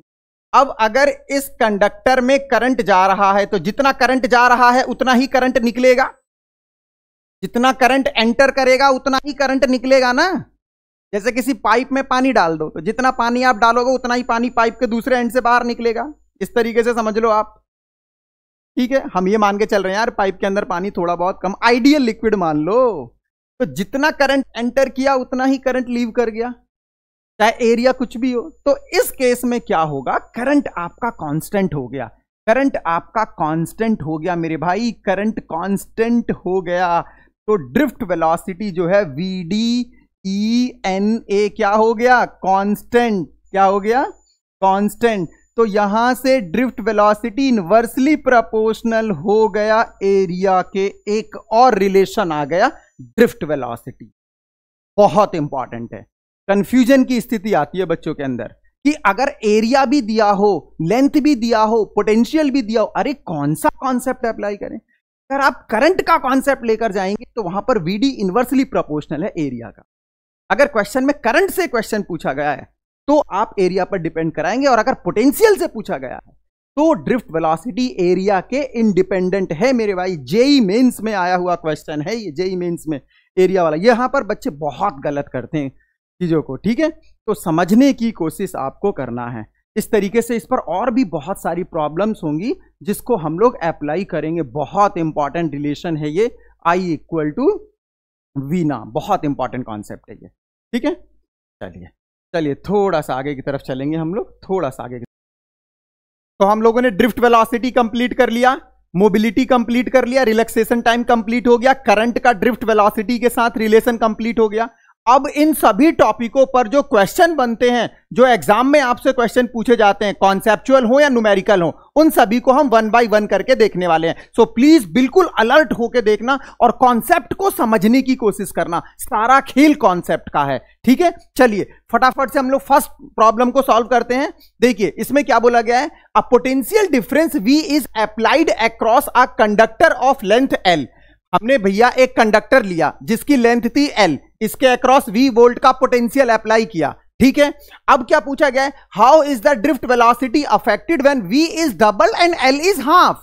आपने v को डबल कर दिया और l को हाफ कर दिया, तो आपको बताना है कि आपकी ड्रिफ्ट वेलोसिटी कैसे अफेक्ट करेगी। इस टाइप की प्रॉब्लम बहुत पूछी जाती है एग्जाम में। ठीक है, चलिए देखिए जरा, सिंपल सिंपल है बिल्कुल। ड्रिफ्ट वेलोसिटी का फॉर्मूला लिखूंगा, vd इक्वल टू कितना होता है, e v upon m into l tau. Potential की टर्म में ड्रिफ्ट वेलोसिटी का फॉर्मूला यही होता है भाई, पोटेंशियल की टर्म में ड्रिफ्ट वेलोसिटी का फॉर्मूला यही होता है ना। फॉर्मूले की सीट आपके पास रेडी होनी चाहिए, आपके दिमाग में भी रेडी होनी चाहिए। ठीक है, अब हमने क्या किया, यहां से अगर हम देखें तो जो हमारा ड्रिफ्ट वेलोसिटी है, it is directly proportional to potential and inversely proportional to length. भाई बहुत simple, directly proportional to potential and inversely proportional to length. ठीक है, अब अगर हम इससे थोड़ा सा आगे चलें, थोड़ा सा आगे चलें, देखो हमने बोला हमारी जो पहले ड्रिफ्ट वेलोसिटी थी वो vd1 थी और बाद में हो गई vd2। चलो देखो कितना आएगा ये, v1 अपॉन l1। पहले पोटेंशियल v1 था और लेंथ l1 थी, बाद में पोटेंशियल हमने v2 कर दिया और लेंथ l2 कर दी। सभी की वैल्यू डाल देंगे, आंसर आ जाएगा, बहुत सिंपल, vd1 अपॉन vd2। चलिए देखिए, पहले पोटेंशियल कितना है भाई v, लेंथ कितनी है इसकी l, अपॉन पोटेंशियल को कितना कर दिया हमने, डबल, लेंथ को कितना कर दिया भाई हमने, लेंथ को हमने हाफ कर दिया, लेंथ को कितना कर दिया, हाफ। तो v बाई एल से v बाई एल आपका कैंसिल आउट हो गया। और अगर आप यहां पर समझने की कोशिश करें तो vd2 कितना आ गया, 4vd1। vd2 इक्वल टू कितना आ गया भाई, 4vd1। सॉल्व कर लीजिए, मैथमेटिक कैलकुलेशन है। vd2 इक्वल टू कितना आ गया भाई, 4vd1 आ गया। तो ड्रिफ्ट वेलोसिटी जो है, जो न्यू ड्रिफ्ट वेलोसिटी आएगी वो कितनी हो जाएगी भाई, 4 टाइम्स हो जाएगी। ठीक है बच्चों, बात समझ में आ रही है। बहुत सिंपल प्रॉब्लम थी, कॉन्सेप्चुअल प्रॉब्लम है। चीजों को समझने की कोशिश करिए, लॉजिक लगाइए, पूरी तरीके से एक्टिव करिए और चीजें बहुत आसान है, बहुत आसान है भाई, बहुत आसान है। ठीक है ना, तो आपकी जो ड्रिफ्ट वेलोसिटी है वो कितने टाइम हो जाएगी, वो ड्रिफ्ट वेलोसिटी आपकी 4 टाइम हो जाएगी। ठीक है, आया समझ में। चले, सारा खेल कॉन्सेप्ट में, न्यूमेरिकल, जो भी आप लोग न्यूमेरिकल में कॉन्सेप्ट लगाएंगे वो कॉन्सेप्ट सारा आपको दिमाग में रिकॉइल होना चाहिए, तभी आप एग्जाम में जाकर अप्लाई कर पाएंगे। ठीक है, एंड आप सभी को पता है physics is all about numerical and conceptual question. अगर आपका टॉपिक क्लियर है, अगर आपके फॉर्मूले आपके दिमाग में हैं और आपको सभी क्वांटिटी का वेरिएशन पता है, इजीली आप लोग कॉन्सेप्चुअल क्वेश्चन कर जाएंगे। फटाफट से हम लोग नेक्स्ट प्रॉब्लम की तरफ चलते हैं। बहुत सिंपल प्रॉब्लम यार, बहुत सिंपल। ठीक है, क्या बोला गया इसमें, A conductor of length L is connected to a DC source of EMF E। हमने एक DC सोर्स से एक कंडक्टर को कनेक्ट कर दिया भाई, DC सोर्स से कंडक्टर को कनेक्ट कर दिया। If the length of conductor is triple, conductor की लेंथ को हमने ट्रिपल कर दिया खींचकर। ठीक है, अब कह रहा है keeping E constant explain how it's drift velocity would be affected. अब की बार तो प्रॉब्लम और सिंपल हो गई मेरे भाई। किस पर है प्रॉब्लम, बिल्कुल प्रॉब्लम अब की बार सिंपल किस पर है, लेंथ पर है। तो ड्रिफ्ट वेलोसिटी आप सभी को पता है, ड्रिफ्ट वेलोसिटी जो होता है वो इनवर्सली प्रोपोर्शनल होता है लेंथ के, लेंथ के इनवर्सली प्रोपोर्शनल है। आपने लेंथ को कितना कर दिया, 3 टाइम्स कर दिया, लेंथ को 3 टाइम्स कर दिया, तो ड्रिफ्ट वेलोसिटी कितनी हो जाएगी, ड्रिफ्ट वेलोसिटी जो आएगी vd डैश, जो न्यू ड्रिफ्ट वेलोसिटी आएगी वो पहले का कितना हो जाएगा, 3 टाइम्स। जिस फैक्टर से आप लेंथ को इंक्रीज करेंगे, ठीक उसी फैक्टर से ड्रिफ्ट वेलोसिटी डिक्रीज होगी ना। ड्रिफ्ट वेलोसिटी लेंथ के इनवर्सली प्रोपोर्शनल होती है। ठीक है, चलिए नेक्स्ट प्रॉब्लम की तरफ चलते हैं भाई, नेक्स्ट प्रॉब्लम की तरफ चलते हैं। ये प्रॉब्लम ड्रिफ्ट वेलोसिटी से, ये थोड़ा सा आपके कॉन्सेप्ट को चेक करने की कोशिश करिए कि आपने टॉपिक कितना डिटेल में पढ़ा है, आपने चीजों को कितना समझने की कोशिश की है। ड्रिफ्ट वेलोसिटी का मतलब आपके दिमाग में क्या आता है। आपको जब मैंने ड्रिफ्ट वेलोसिटी पढ़ाया तो ड्रिफ्ट वेलोसिटी में मैंने क्या बताया कि ड्रिफ्ट वेलोसिटी की वैल्यू बहुत कम होती है। कितनी होती है भाई, 10 to the power minus 4 metre per second. इसके बाद भी जैसे ही आप स्विच ऑन करते हैं, जैसे ही आप स्विच ऑन करते हैं, तुरंत आपका जो बल्ब होता है वो ग्लो कर जाता है। यही क्वेश्चन में पूछा गया है, when we switch on an electric bulb it light up almost instantaneously through the drift velocity of electron in copper wire is very small. भैया इसमें आपको यह बताना है कि जो आपका बल्ब होता है वो स्विच ऑन करते ही ग्लो कर जाता है, जबकि ड्रिफ्ट वेलोसिटी तो बहुत कम है। ऐसा क्यों, समझो जरा। जैसे मान लो ये मेरा सर्किट है, ये मेरा सर्किट है और इसमें मैंने ये बल्ब लगा दिया। ये मेरा सर्किट है और इसमें मैंने बल्ब लगाया, यहां मेरा ये पोटेंशियल है इस तरीके से। अरे भाई ये जो कंडक्टर्स हैं इनमें हर जगह फ्री इलेक्ट्रॉन्स है ना, हर जगह फ्री इलेक्ट्रॉन्स हैं। फ्री इलेक्ट्रॉन तो हर जगह है, इसमें पूरे कंडक्टर में फ्री इलेक्ट्रॉन है, यहां भी। जो वायर आपने कनेक्ट कर रखा है हर जगह है फ्री इलेक्ट्रॉन। जैसे ही आपने स्विच ऑन किया, इस वायर में इलेक्ट्रिक फील्ड सेटअप हुआ, और देखो यहां भी इलेक्ट्रॉन है, यहां भी इलेक्ट्रॉन है, हर जगह इलेक्ट्रॉन्स हैं ये। तो ये जो इलेक्ट्रॉन्स होंगे तुरंत एक्टिवेट हो जाएंगे in the direction of opposite to the electric field, और सर्किट कंप्लीट है, बल्ब तुरंत ग्लो करेगा। इसका मतलब आपके दिमाग में ये नहीं है कि इलेक्ट्रॉन यहां से जाएगा तब बल्ब ग्लो करेगा, नहीं। कंडक्टर में तो भैया हर जगह इलेक्ट्रॉन है, आपने स्विच ऑन किया, इलेक्ट्रिक फील्ड एक्टिव हो गया, और जैसे ही इलेक्ट्रिक फील्ड एक्टिव हुआ वो सभी इलेक्ट्रॉन मूव करने लगे, किसकी डायरेक्शन में? Opposite to the electric field, और सर्किट कंप्लीट, करंट फ्लो हुआ, बल्ब ग्लो करने लगा। बहुत सिंपल। भाई इलेक्ट्रॉन की ड्रिफ्ट वेलोसिटी कम है, नो डाउट, लेकिन जैसे ही आप स्विच ऑन करेंगे इलेक्ट्रिक फील्ड एक्टिव हो जाएगा भाई, और इलेक्ट्रिक फील्ड जब एक्टिव होगा तो बल्ब जो है तुरंत ग्लो करेगा। क्यों? क्योंकि उस इलेक्ट्रिक फील्ड में सभी इलेक्ट्रॉन मूव करने लगेंगे in the opposite direction of electric field. ठीक है, चलिए नेक्स्ट प्रॉब्लम की तरफ चलते हैं। देखो बहुत सिंपल सा फिर से एक कॉन्सेप्ट ड्रिफ्ट वेलोसिटी से। देखिए यहां पर मैं एक दो बातें आपको और बताऊंगा, उसको समझने की कोशिश करना। When electron drift in a metal from lower to higher potential, negative से पॉजिटिव की तरफ जाता है ना electron, lower to higher potential, does it mean that all free electron of the metal are moving in the same direction? भाई इसका क्या मतलब है कि सभी इलेक्ट्रॉन सेम डायरेक्शन में मूव कर रहे हैं? नेवर, कभी नहीं हो सकता। इसका मतलब ये भाई आपके पास ये कंडक्टर है और आपने क्या किया, यहां पर एक पोटेंशियल अप्लाई कर दिया, तो इलेक्ट्रॉन क्या करेंगे भाई? ड्रिफ्ट करेंगे। अब जो इलेक्ट्रॉन ड्रिफ्ट करते हैं वो रैंडम मोशन में होते हैं, इधर उधर रैंडम मोशन में होते हैं। तो जब ये कॉलिजन करेंगे आपस में, तो इनकी डायरेक्शन तो चेंज होगी ना। तो ये कोई कंपलसरी थोड़ी है कि ये लो पोटेंशियल से हाई पोटेंशियल की तरफ चलेगा। ये कोई एनसीसी की परेड थोड़ी है जो बिल्कुल एक ही डायरेक्शन में चलेगी। भाई बताओ, गलत बोला मैंने? भाई इलेक्ट्रॉन जो है जब कोलाइड करेंगे तो अपनी डायरेक्शन को तो चेंज करेंगे ही ना, बहुत सिंपल, डायरेक्शन चेंज होगी। तो ये कोई जरूरी नहीं है कि सभी इलेक्ट्रॉन सेम डायरेक्शन में चले, लो टू हाई। एक बात मैं यहां पर और बताऊंगा आपको, जब भी इलेक्ट्रॉन मूव करता है और आपस में कोलाइड करता है तो दो कॉलिजन के बीच में जो उसका पाथ होता है वो स्ट्रेट लाइन होता है। दो कॉलिजन के बीच में जो उसका पाथ होता है वो स्ट्रेट लाइन होता है। ये क्वेश्चन एमसीक्यू के फॉर्म में आया हुआ है। The path of electron between two collision क्या होता है? स्ट्रेट लाइन, कर्व, पैराबोला, कुछ भी हो सकता है। स्ट्रेट लाइन आपको बताना है। जो इलेक्ट्रॉन होता है वो स्ट्रेट लाइन में होता है, जिसको हम लोग मीन फ्री पाथ कहते हैं। क्या कहते हैं? Mean free path. बात समझ में आ रही है? चलिए थोड़ा सा आगे की तरफ चलते हैं, नेक्स्ट प्रॉब्लम की तरफ चलते हैं।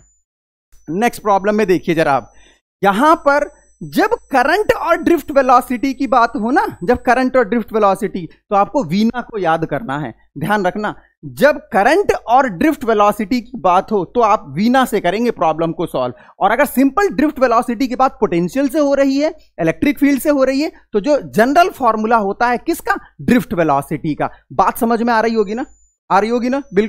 बिल्कुल सिंपल है, बिल्कुल नोट डाउन करते रहिए, चीजों को समझते रहिए, ठीक है? कंसंट्रेट करिए, सेशन बहुत इंपॉर्टेंट है, सेशन जो है ये बहुत इंपॉर्टेंट है। प्लीज समझने की कोशिश करिए भाई। देखो मेरे प्यारे बच्चों, समझने की कोशिश करिए। The current I flow through a wire of radius R and the free electron drift with velocity vd. What is the drift velocity of electron through a wire of same material same है, ध्यान रखना, electron density same होगी, but having double the radius and current 2I flow through it. अरे भैया हमने क्या किया, पहले तो आप इसका फॉर्मूला लिखिए, I इक्वल टू वीना। तो इसका मतलब ये हुआ, यहां से अगर मैं ड्रिफ्ट वेलोसिटी निकालूं तो ड्रिफ्ट वेलोसिटी vd जो है वो I अपॉन ENA। अब ड्रिफ्ट वेलोसिटी यहां से किस पर डिपेंड कर रहा है? एक तो करंट पर डिपेंड कर रहा है, एक इलेक्ट्रॉन डेंसिटी पर। इस क्वेश्चन में बोला गया है कि सेम मटेरियल है। क्या बोला गया है भाई? थ्रू सेम मटेरियल, तो n तो सेम हो गया भाई, हो गया ना? अरे कहां ध्यान है भाई, इधर देखो ना आप लोग, इधर उधर कहां देखते हो यार? ये सारी मेहनत आप लोगों के लिए तो हो रही है, समझने की कोशिश करिए। तो यहां पर क्या है भाई, सेम मटेरियल है तो इलेक्ट्रॉन डेंसिटी सेम हो जाएगी, और इलेक्ट्रॉन डेंसिटी सेम हो गया। अब हमने क्या किया भाई, यहां पर रेडियस को चेंज किया। अरे कौन सी रेडियस भाई, कौन सी रेडियस देखते हैं? ये जो कंडक्टर होता है, मेरे बच्चों ये जो कंडक्टर होता है इसकी ये वाली रेडियस होती है, ये क्रॉस सेक्शन। तो इसका जो फॉर्मूला बनेगा VD इक्वल टू रेडियस के टर्म में I upon EN pi R square. अरे भाई एरिया को मैं पाई आर स्क्वायर लिख सकता हूं ना। अब बहुत सिंपल हो गया, हम करंट और रेडियस को चेंज करा रहे हैं, करंट और रेडियस को। तो देखिए जरा, ड्रिफ्ट वेलोसिटी जो है VD directly proportional to I and inversely proportional to R square. यही आ रहा है बिल्कुल, directly proportional to I and inversely proportional to R square, क्योंकि n तो सेम हो गया ना, n तो दोनों केस में सेम है ये। चलिए अब हम क्वेश्चन को सॉल्व करते हैं। करंट को हमने क्या कर दिया भाई, डबल कर दिया। और रेडियस को क्या कर दिया हमने, रेडियस को क्या किया, what is the drift velocity of electron through a wire of same material having double the radius. अरे भाई रेडियस को भी डबल कर दिया और करंट को भी डबल कर दिया। समझो अब VD2 upon VD1, VD2 upon VD1 कितना हो गया भाई, VD2 कितना हो जाएगा, यहां पर I2 अपॉन R2 का square upon I1 upon R1 का स्क्वायर। सॉल्व करो, I2 की वैल्यू डालो, करंट को हमने 2I कर दिया, रेडियस को कितना कर दिया, पहले का डबल दैट इज 2R का स्क्वायर। पहले करंट कितनी थी I, पहले रेडियस कितनी थी R स्क्वायर। सॉल्व करो कितना आएगा। अगर आप इसको सॉल्व करते हैं, बेसिक है बिल्कुल, तो सॉल्व करने पर कितना आ जाएगा भाई, VD2 अपॉन VD1 कितना आ जाएगा, ये VD2 ये हो जाएगा आपका 2I upon 4R square upon I by R square. I by R square से I बाई R स्क्वायर चला गया, ये 2/4 दैट इज 1/2, 2/4 दैट इज 1/2। तो VD2 कितना हो गया, VD2 जो है वो VD1/2 हो गया। ड्रिफ्ट वेलोसिटी पहले का क्या हो गई, हाफ हो गई। अगर आप ऐसा करेंगे तो ड्रिफ्ट वेलोसिटी पहले का हाफ हो जाएगी। ये अगर आपके एग्जाम में आती है तो इस टाइप की प्रॉब्लम को मैं इस वजह से ऐसे सॉल्व करके दिखा रहा हूं, क्योंकि स्टेप मार्किंग होती है, जो इवैल्यूएशन होता है उसमें स्टेप मार्किंग होती है, और स्टेप मार्किंग में सभी स्टेप के नंबर होते हैं। लेकिन अगर ये MCQ में कर रहे हो, आप एंट्रेंस में बैठे हो, MCQ में कर रहे हो, सीधे आपको अपने दिमाग का प्रयोग करना है, देखना जरा इधर, समझने की कोशिश करो। VD जो है inversely proportional to I by R square है। यार मैंने करंट को डबल किया तो ड्रिफ्ट वेलोसिटी मेरी डबल हो जाएगी, लेकिन मैंने जब रेडियस को डबल किया तो ड्रिफ्ट वेलोसिटी मेरी 1/4 हो जाएगी। तो फाइनली क्या रहा, 1/2 रहा ना। अरे भाई 2 फैक्टर से इंक्रीज हुआ, 4 फैक्टर से डिक्रीज हुआ, क्योंकि रेडियस को डबल किया था तो 4 फैक्टर से डिक्रीज हुआ, और करंट को डबल किया था तो 2 फैक्टर से इंक्रीज हुआ। फाइनली क्या आया यार, 1/2। इसका मतलब 1/2 फैक्टर से डिक्रीज हो जाएगी, वही तो आंसर आ रहा है। MCQ को करने के लिए तो सीधे आपको दिमाग लगाना है, इतना टाइम वेस्ट नहीं करना है, सीधे आपको अपने दिमाग को चलाना है, ठीक है। सीधे आपको सोचना है कि किस हिसाब से क्वेश्चन हो रहा है। लेकिन अगर आप बोर्ड एग्जाम में है तो वहां स्टेप मार्किंग होती है इवैल्यूएशन के टाइम पर, तो स्टेप मार्किंग को फॉलो करने के लिए आपको ये सभी स्टेप फॉलो करने पड़ेंगे। बट MCQ में इतना नहीं सोचना है। तो ऐसा मत सोचना कि भैया ये बहुत लेंथी करा रहे हैं, मैं ऐसे भी करा सकता हूं भाई, ऐसे भी। लेवल 2 और लेवल 3 में जाइए ना आप, देखिए शॉर्ट ट्रिक देखिए आप, लेवल 2 और लेवल 3 में जाइए, शॉर्ट ट्रिक है, क्योंकि वहां MCQ पैटर्न है। अरे भाई यहां पर लिखोगे तभी तो नंबर मिलेगा ना, इवैल्यूएशन में स्टेप मार्किंग होगी, ठीक है, समझने की कोशिश करिए। चलिए नेक्स्ट प्रॉब्लम की तरफ चलते हैं। बहुत इंपॉर्टेंट प्रॉब्लम है, बहुत इंपॉर्टेंट प्रॉब्लम, ठीक है। देखिए, a potential difference V is applied to a conductor of length L, diameter D। आपके पास एक कंडक्टर है जिसकी लेंथ है L, डायामीटर है कैपिटल D और पोटेंशियल है V। अरे कहां चले गए भाई, इधर देखो, कहां चले गए आप लोग यार, समझने की कोशिश करो। इधर देखो, इधर देखो, चलो। पोटेंशियल को आपने क्या कर दिया, पोटेंशियल को चेंज किया, कहीं पर आपने लेंथ को चेंज किया, कहीं पर आपने डायमीटर को चेंज किया। आपको क्या बताना है, इलेक्ट्रिक फील्ड में क्या चेंज आएगा, ड्रिफ्ट वेलोसिटी में क्या चेंज आएगा, और रेजिस्टेंस में क्या चेंज आएगा। एक बार और समझने की कोशिश करिए, इस प्रॉब्लम को आराम से समझिए जरा। हमारे पास एक कंडक्टर है, समझने की कोशिश करिए। ये कंडक्टर है, इसका डायामीटर D, इसकी लेंथ L और इसके अक्रॉस V वोल्ट का पोटेंशियल अप्लाई किया हमने।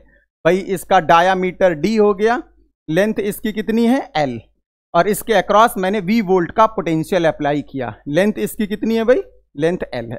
ये इनिशियल फेज है, ऐसा दे रखा है। इस प्रॉब्लम को थोड़ा मैं आराम से बता रहा हूं क्योंकि चीजें बहुत इंपॉर्टेंट हैं, समझने की कोशिश करिए। अब आपको बताना है इलेक्ट्रिक फील्ड में चेंज क्या आएगा, आपको बताना है। नेक्स्ट, इसमें चेंज ड्रिफ्ट वेलोसिटी में क्या चेंज आएगा, और नेक्स्ट चेंज आपको बताना है रेजिस्टेंस में क्या चेंज आएगा। नेक्स्ट आपको रेजिस्टेंस में बताना है क्या चेंज आएगा। कब? जब आप V को डबल कर दें, L को डबल कर दें और D को डबल कर दें।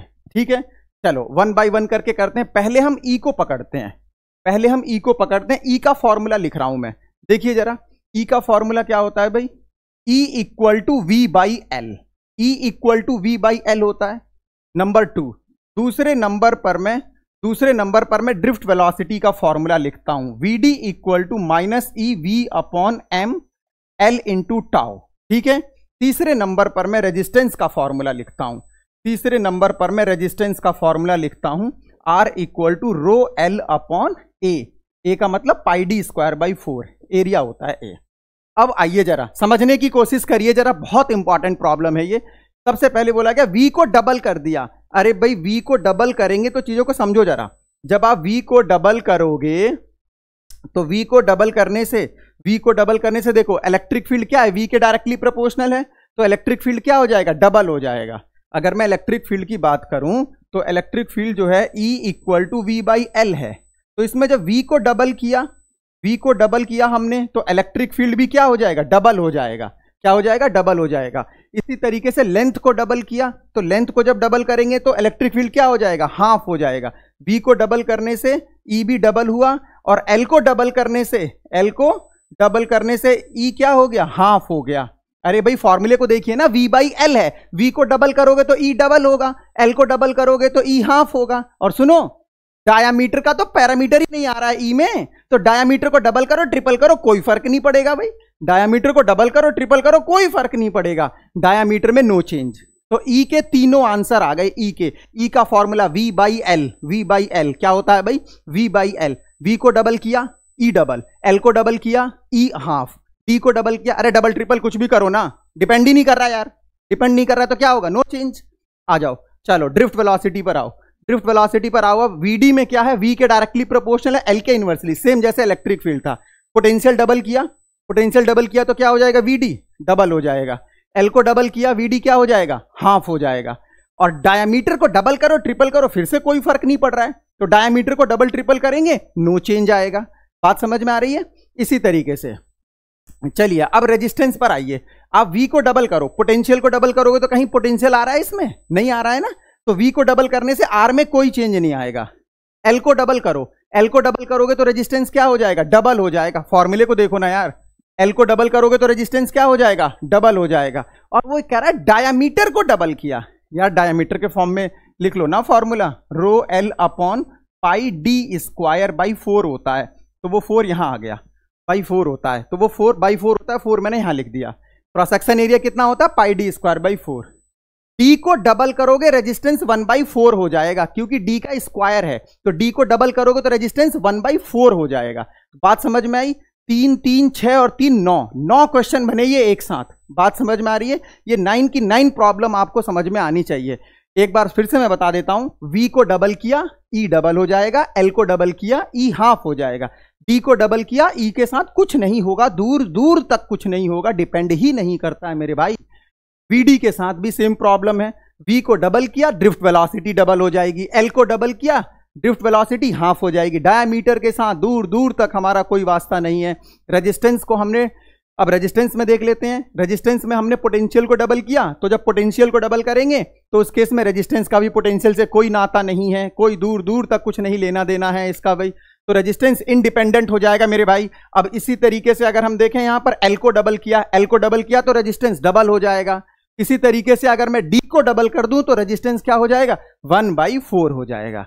बहुत सिंपल सी प्रॉब्लम जिसमें थोड़ा सा दिमाग लगाना था, और ये प्रॉब्लम बहुत बार आपके एग्जाम में पूछी गई है, तो अगर ये आपके एग्जाम में आती है फिर से, तो नंदू भैया फिजिक्स वाले याद आएंगे वहां पर। समझ में आना चाहिए ये, समझ में, ठीक है भाई, समझ में आना चाहिए, चीजों को समझने की कोशिश करिए, बहुत इंपॉर्टेंट प्रॉब्लम थी। चलिए थोड़ा सा आगे चलते हैं, थोड़ा सा आगे एक और प्रॉब्लम देख लेते हैं। ओहो, ग्राफ की प्रॉब्लम आ गई भाई, ग्राफ की प्रॉब्लम आ गई, और ग्राफ में तो आप लोग एक्सपर्ट होंगे ऐसा मैं मानकर चल रहा हूं। अब पता नहीं आप कितने एक्सपर्ट हैं, उसके लिए मैं जीरो लेवल से ही बता देता हूं कि कुछ मेरे भाई ऐसे हैं जिनको जीरो लेवल से ही सीखना है, कुछ ऐसे हैं जो एक्सपर्ट है, उनको मैं ट्रिक सिखा दूंगा। ठीक है मेरे प्यारे बच्चों, सही से समझने की कोशिश करो। देखो, drift velocity of electron in a conductor connected across a battery.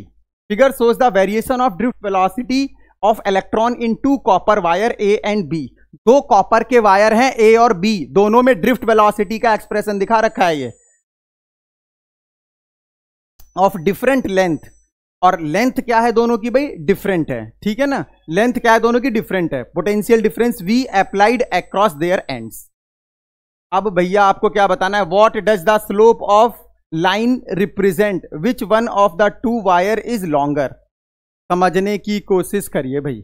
देखो ये जो है आपका समझिए, ये जो ड्रिफ्ट वेलोसिटी का ग्राफ है, ड्रिफ्ट वेलोसिटी के ग्राफ में ए का ग्राफ आपका ये जा रहा है और बी का ग्राफ आपका ये जा रहा है।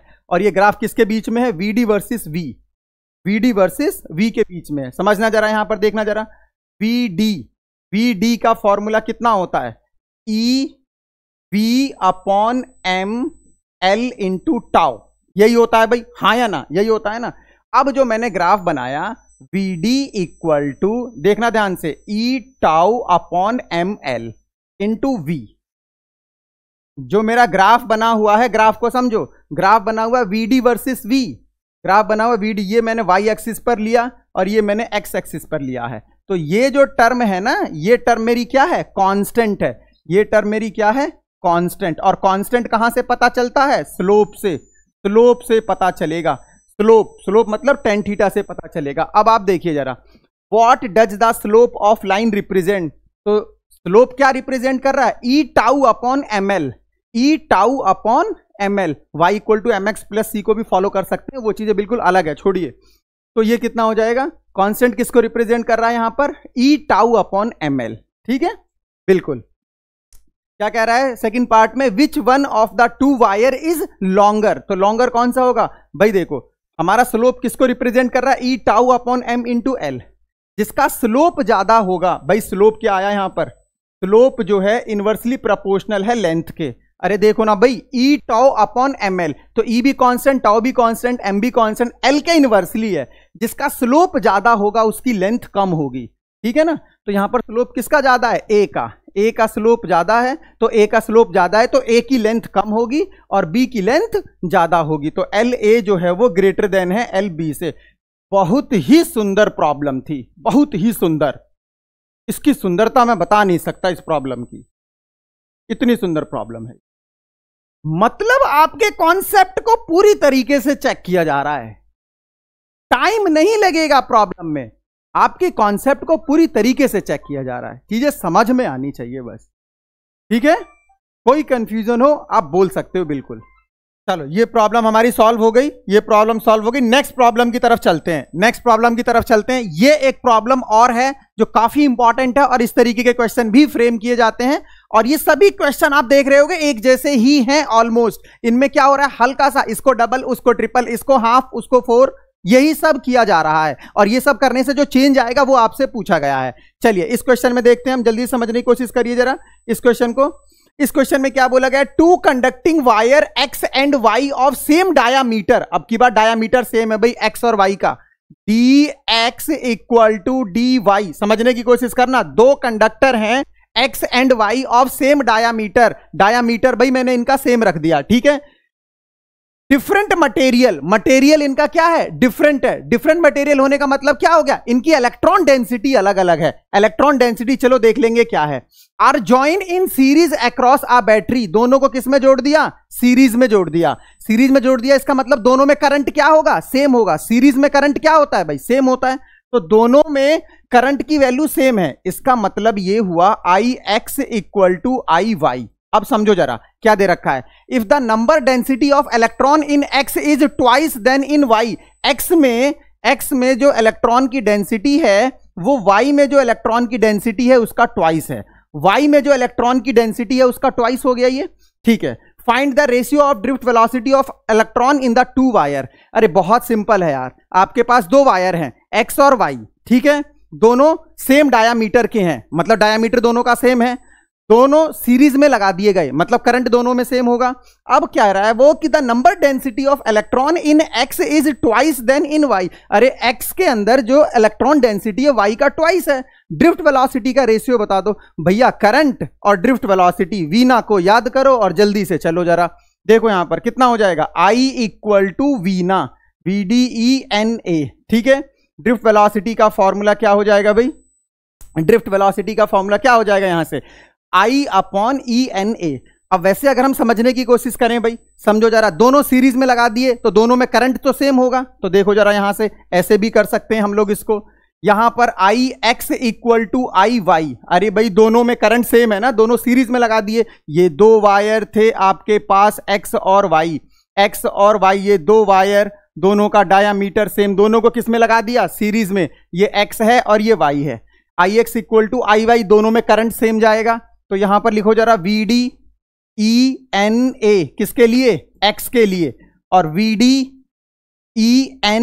किसके लिए, Y के लिए। अब आप एक बात ध्यान से समझिए जरा, चार्ज दोनों में सेम होगा इलेक्ट्रॉन का भाई, डायामीटर सेम है तो एरिया सेम होगा, डायामीटर सेम है तो एरिया सेम होगा ना। तो VDX अपॉन VDY कितना आ गया भाई, कितना आ गया, NY upon NX, NY upon NX। भाई बहुत सिंपल, VDX इसको मैं उधर ले गया, अपॉन में आ गया, VDX upon VDY equal to NY upon NX। और NY अपॉन NX यहां से देखिए, अगर ये दे रखा है NX इक्वल टू 2NY, तो यहां से NY अपॉन NX कितना हो गया, NY अपॉन NX कितना हो गया, 1/2, 1/2।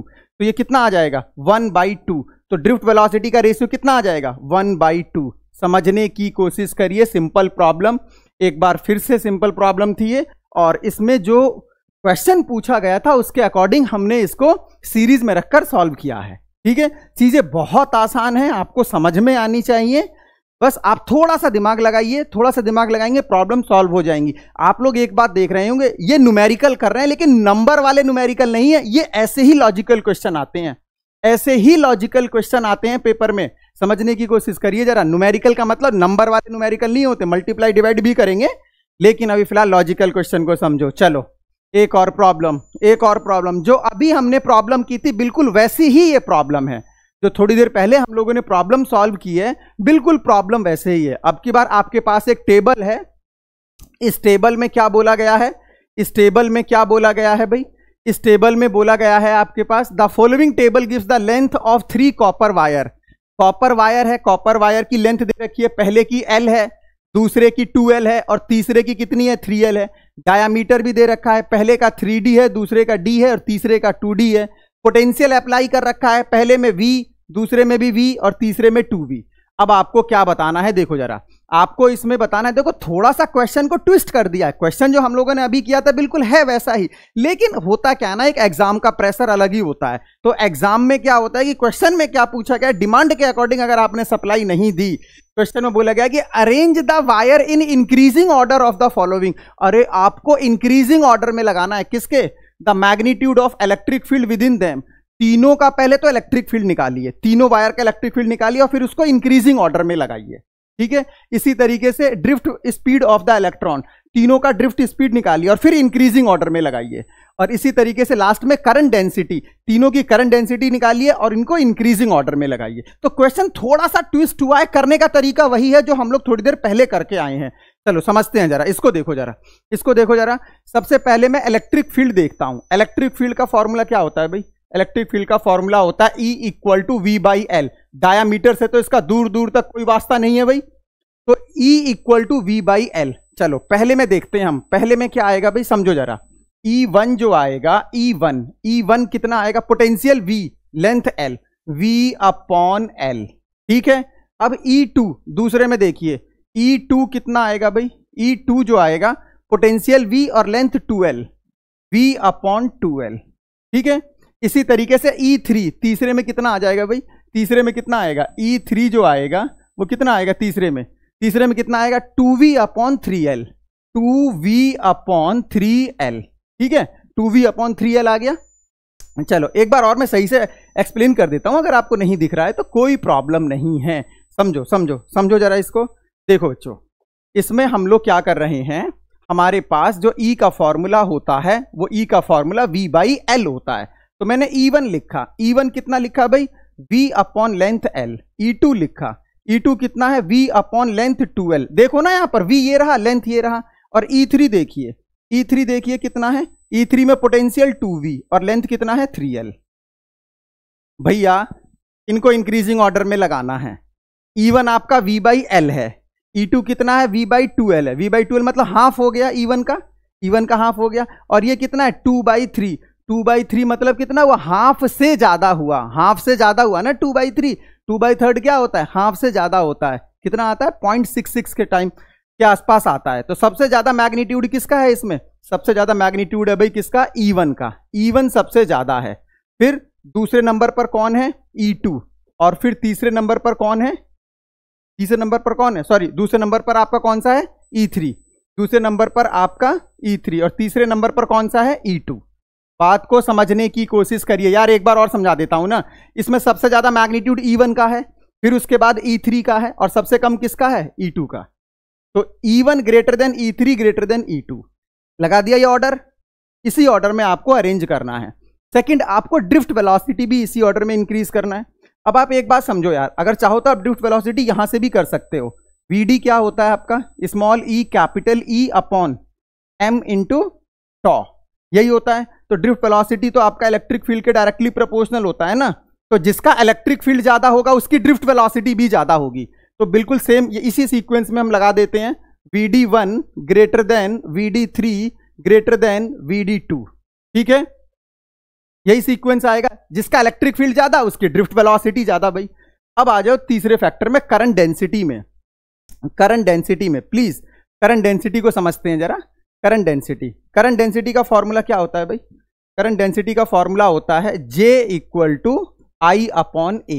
I upon A, J equal to कितना होता है भाई, I अपॉन A होता है। लेकिन यहां पर पोटेंशियल और डायामीटर की बात की गई है, पोटेंशियल और डायामीटर की बात की गई। थोड़ा सा मैं इसको ओपन करूंगा, थोड़ा सा कैसे ओपन करूंगा देखो जरा, देखो समझने की कोशिश करो। J इक्वल टू I की जगह मैं कितना कर दूंगा, V upon R, V upon R कर दूंगा। ठीक है, अब देखो जरा, मैं R को भी ओपन कर दूंगा। V अपॉन R कितना होता है, rho L upon A, rho L upon A into A से A कैंसिल आउट हो जाएगा। तो J का जो फॉर्मूला बनेगा, J का जो फॉर्मूला बनेगा वो V अपॉन रो L। तो रो तो कांस्टेंट है इसका, हाँ या ना, रो कांस्टेंट है ना। तो J क्या आ गया, J directly proportional to V/L, और V/L क्या होता है, E। तो फाइनली J भी क्या आ गया, डायरेक्टली प्रोपोर्शनल टू E आ गया। J जो है ये भी डायरेक्टली प्रोपोर्शनल टू E आ गया भाई। इसका मतलब ये हुआ कि फिर से वही, अगर E1 greater than E2 sorry E3 greater than E2 है तो सेम सीक्वेंस बनेगा, J1 greater than J3 greater than J2। कितना अच्छा क्वेश्चन था ये करंट डेंसिटी वाला। बच्चे गलत कर देते, कैसे, J equal to I upon A है तो वो सीधे सीधे कहां से आंसर कर देते, डायामीटर से। अरे भाई डायामीटर पर आंसर तभी होता ना जब करंट कांस्टेंट होता। उन्होंने तो पोटेंशियल के टर्म में बात कर रखी है। तो पहले हम लोगों ने क्या किया, करंट की जगह वोल्टेज अपॉन रेजिस्टेंस, और फिर रेजिस्टेंस का फॉर्मूला ओपन कर दिया। बहुत सिंपल, हमने क्या किया, J का फॉर्मूला बना लिया। ठीक है ना, अगर सीधे करोगे तो क्वेश्चन गलत हो जाता। भाई बहुत ही अच्छा क्वेश्चन था ये, और बोर्ड के हिसाब से बहुत अच्छा क्वेश्चन था। बाकी नीट और IIT JEE के लिए अगर आप तैयारी कर रहे हैं तो उसके लिए तो भाई आपको कड़ी मेहनत करने की जरूरत है। उसमें हम लोग देखेंगे, वहां तो ऐसे क्वेश्चनों की हमें आदत सी हो जाएगी कि इस टाइप के क्वेश्चनों को। लेकिन अगर हम बोर्ड की बात कर रहे हैं तो बहुत ज्यादा क्राउड होता है, हर किसी का अपना एक लक्ष्य है। तो उसके अकॉर्डिंग देखते हैं भाई, बोर्ड वाले सबका ध्यान रखते हैं।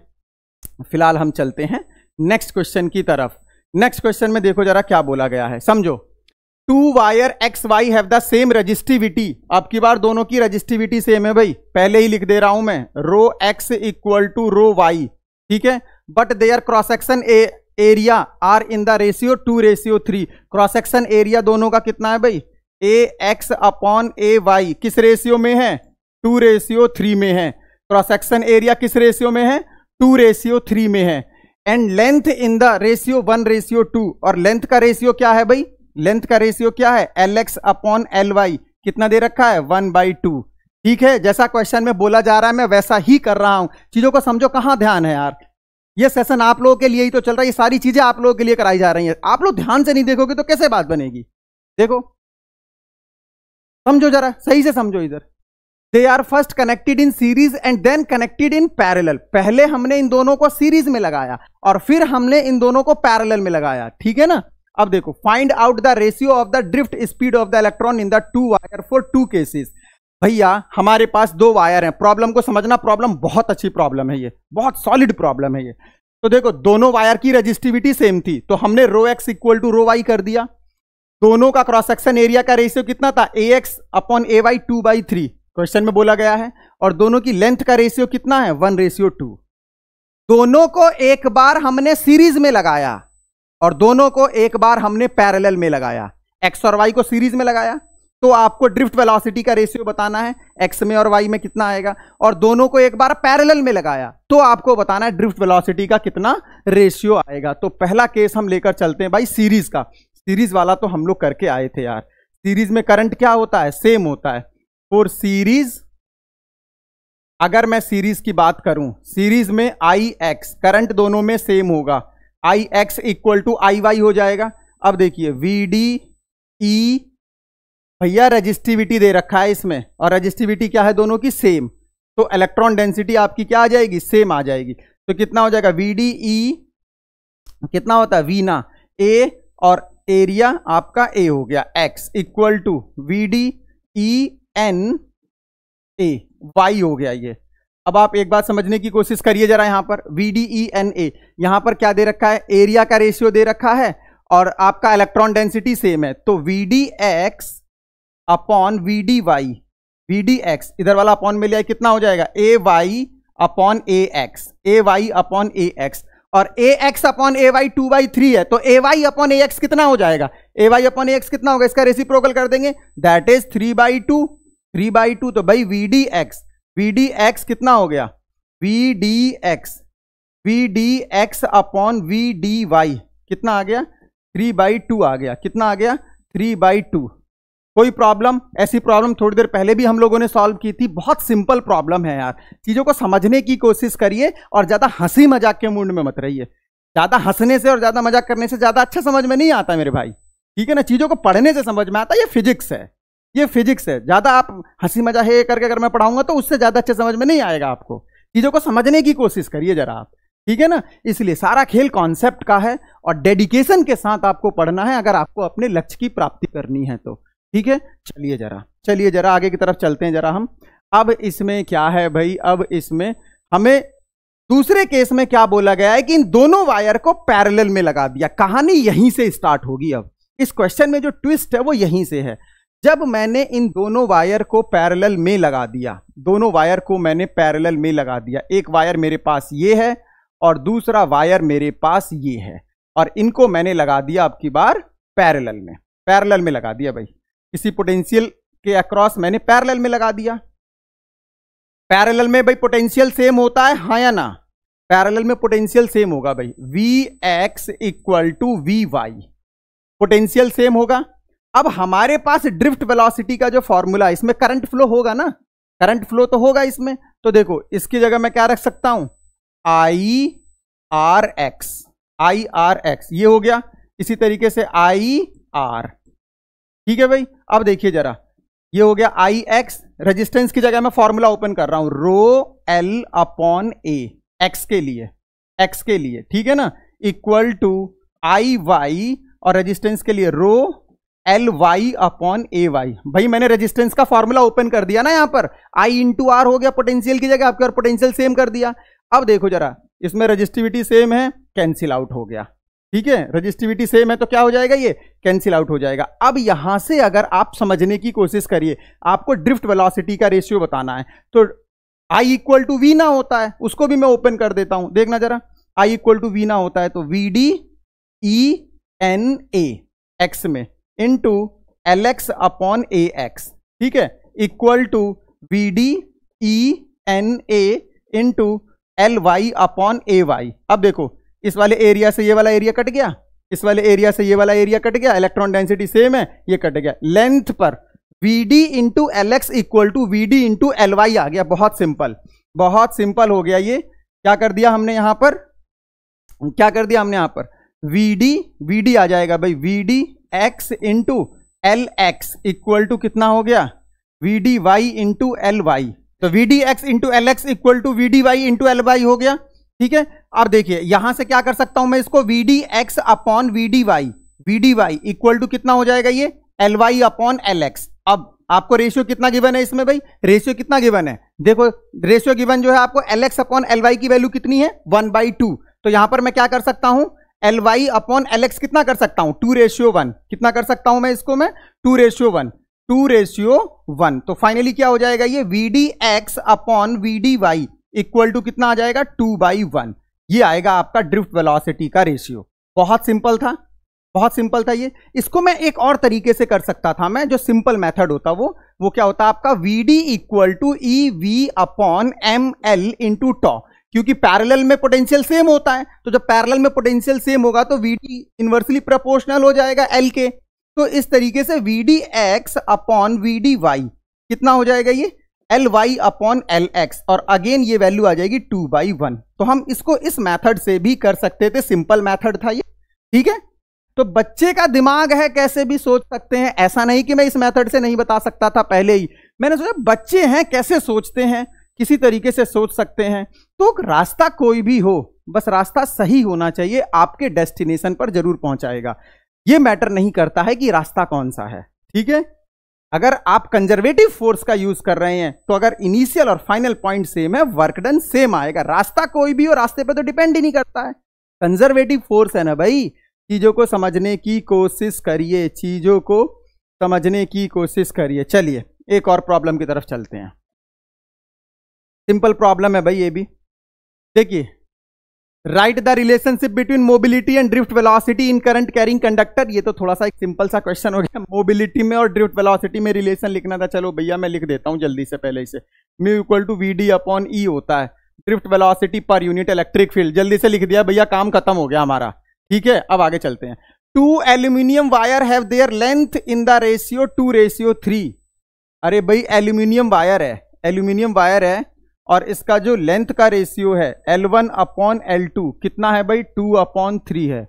And radii are in the ratio 1:3, और दोनों की रेडियाई किस रेशियो में है भाई, रेडियाई है 1:3 में। चीजों को समझने की कोशिश करिए। कहां ध्यान है आप लोग, इधर देखिए ना, बोर्ड की तरफ, बोर्ड की तरफ देखिए। बोर्ड में बैठना है, बोर्ड का पेपर देना है, चीजें समझ में आएंगी तभी बोर्ड में अच्छे मार्क्स आएंगे और सारा नंबर समझ रहे हो। जितने रिजल्ट आएगा उस दिन क्या होने वाला है, नंबर ही नंबर आने वाले हैं आपके।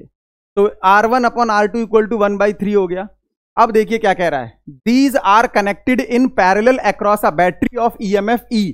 दोनों को मैंने EMF की बैटरी के अक्रॉस कनेक्ट कर दिया। And negligible internal resistance. अरे भाई ये बैटरी, इंटरनल रेजिस्टेंस सारा हम लोग देखेंगे आगे चलकर, फिलहाल हमें अभी इस प्रॉब्लम को सॉल्व करना है। Find the ratio of drift velocity of the electron in the 2 wire. दोनों इलेक्ट्रॉन में ड्रिफ्ट वेलोसिटी का रेशियो बताना है।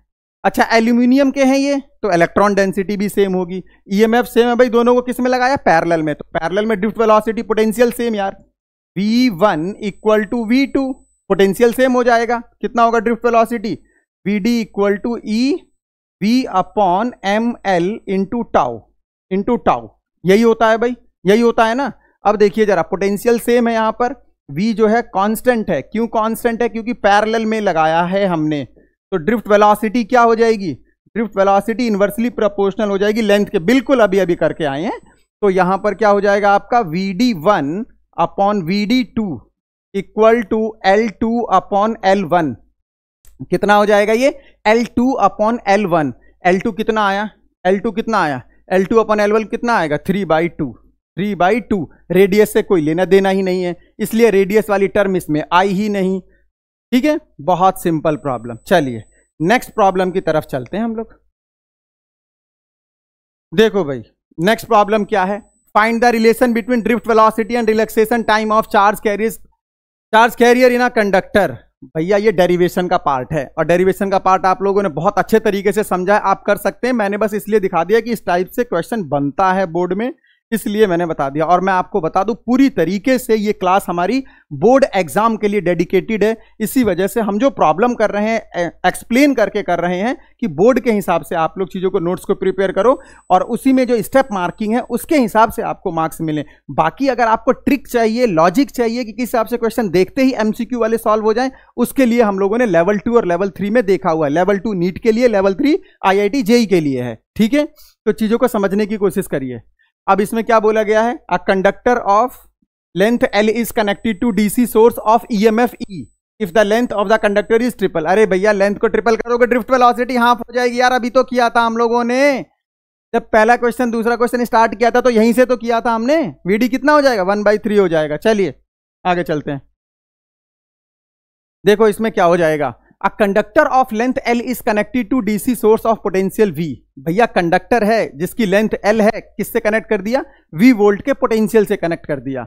If the length of the conductor is triple, gradually stretching it keeping V constant. भैया length को triple कर दिया, फिर से वही बात आ गई। ड्रिफ्ट वेलोसिटी क्या हो जाएगा, 1/3 हो जाएगा। वो कह रहा है resistance of the conductor be affected, बिल्कुल 100% करेगा। और जब रेजिस्टेंस की बात करेंगे तो इस प्रॉब्लम को मैं रेजिस्टेंस में ही बताऊंगा। क्यों, क्योंकि इसमें लेंथ को हमने स्ट्रेच किया है। तो लेंथ को जब हम स्ट्रेच करेंगे तो उसका एरिया भी चेंज होगा। ठीक है, जब आप रेजिस्टेंस वाला सेशन देखेंगे, ओम्स लॉ वाला सेशन देखेंगे, तो ये बेटर समझ में आएगा। फिर भी ये प्रॉब्लम आपके सामने है, इस वजह से मैं इसको करा देता हूं। होता क्या है, अगर आप लेंथ को n टाइम्स करते हो तो जो हमारा रेजिस्टेंस होता है वो n² टाइम्स हो जाता है। जो R2 होगा वो R1 का n² टाइम होगा, क्योंकि जब आप लेंथ को खींचेंगे ना, इस तरीके से स्ट्रेच करेंगे, तो इस केस में ये पतला होगा, तो एरिया भी चेंज होगा, इसका एरिया भी चेंज होगा। ओम्स लॉ के बाद जब मैं प्रॉब्लम कराऊंगा तो उसमें ही बहुत सारी प्रॉब्लम करा रखी है मैंने, वहां से हम लोग कर लेंगे। बट फिलहाल अगर लेंथ को हम 3 टाइम्स कर देंगे तो रेजिस्टेंस जो है हमारा वो 9 टाइम्स हो जाएगा। ठीक है, अभी बेटा मैं इस पर डिस्कस नहीं करना चाहता हूं, क्योंकि ये प्रॉब्लम टॉपिक के बाद करेंगे तो मजा अलग आएगा ना। ठीक है, चलिए समझने की कोशिश करिए जरा। ये आ गए न्यूमेरिकल। अब न्यूमेरिकल, इसी का इंतजार कर रहे हो आप लोग। न्यूमेरिकल नंबर का मतलब होता है न्यूमेरिकल। चलिए इसमें वैल्यू डालिए, आंसर आ जाएगा। The free electron of a copper wire of cross section area. भैया एरिया कितना दे रखा है, एरिया 10⁻⁻6 मीटर स्क्वायर। यूनिट का विशेष ध्यान रखना कि किस यूनिट में कौन सा सिस्टम है। Acquire a drift velocity of 10⁻⁻4। भैया ड्रिफ्ट वेलोसिटी 10⁻⁻4 मीटर पर सेकेंड। सीधा फॉर्मूला बेस्ड क्वेश्चन है ये। When a certain potential difference is applied across the wire, find the current flowing in the wire if the density of free electron in copper is. भैया density दे रखी है, मतलब n = 8.5 into 10⁻28 electron पर metre cube density है, तो number of electron पर metre cube हो गई है।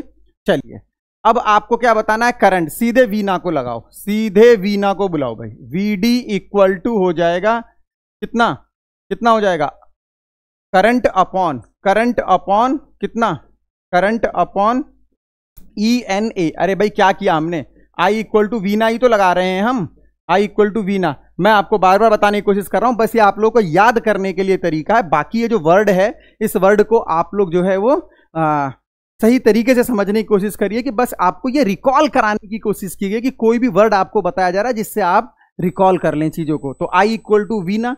अब यहां पर आपको ड्रिफ्ट वेलोसिटी भी दे रखी है 10⁻⁻4, ये आपका 1.6 इंटू 10⁻⁻19, n आपको दे रखा है 8.5 इंटू 10⁻28, और एरिया दे रखा है आपको 10⁻6। भाई मेरे से कैलकुलेशन के लिए मत बोलना, अब आप लोग जो है 12th क्लास में हो और कैलकुलेशन के लिए मत बोलना, अब कैलकुलेशन आप लोग कर लीजिए अपने आप। चलिए आगे चलते हैं थोड़ा सा।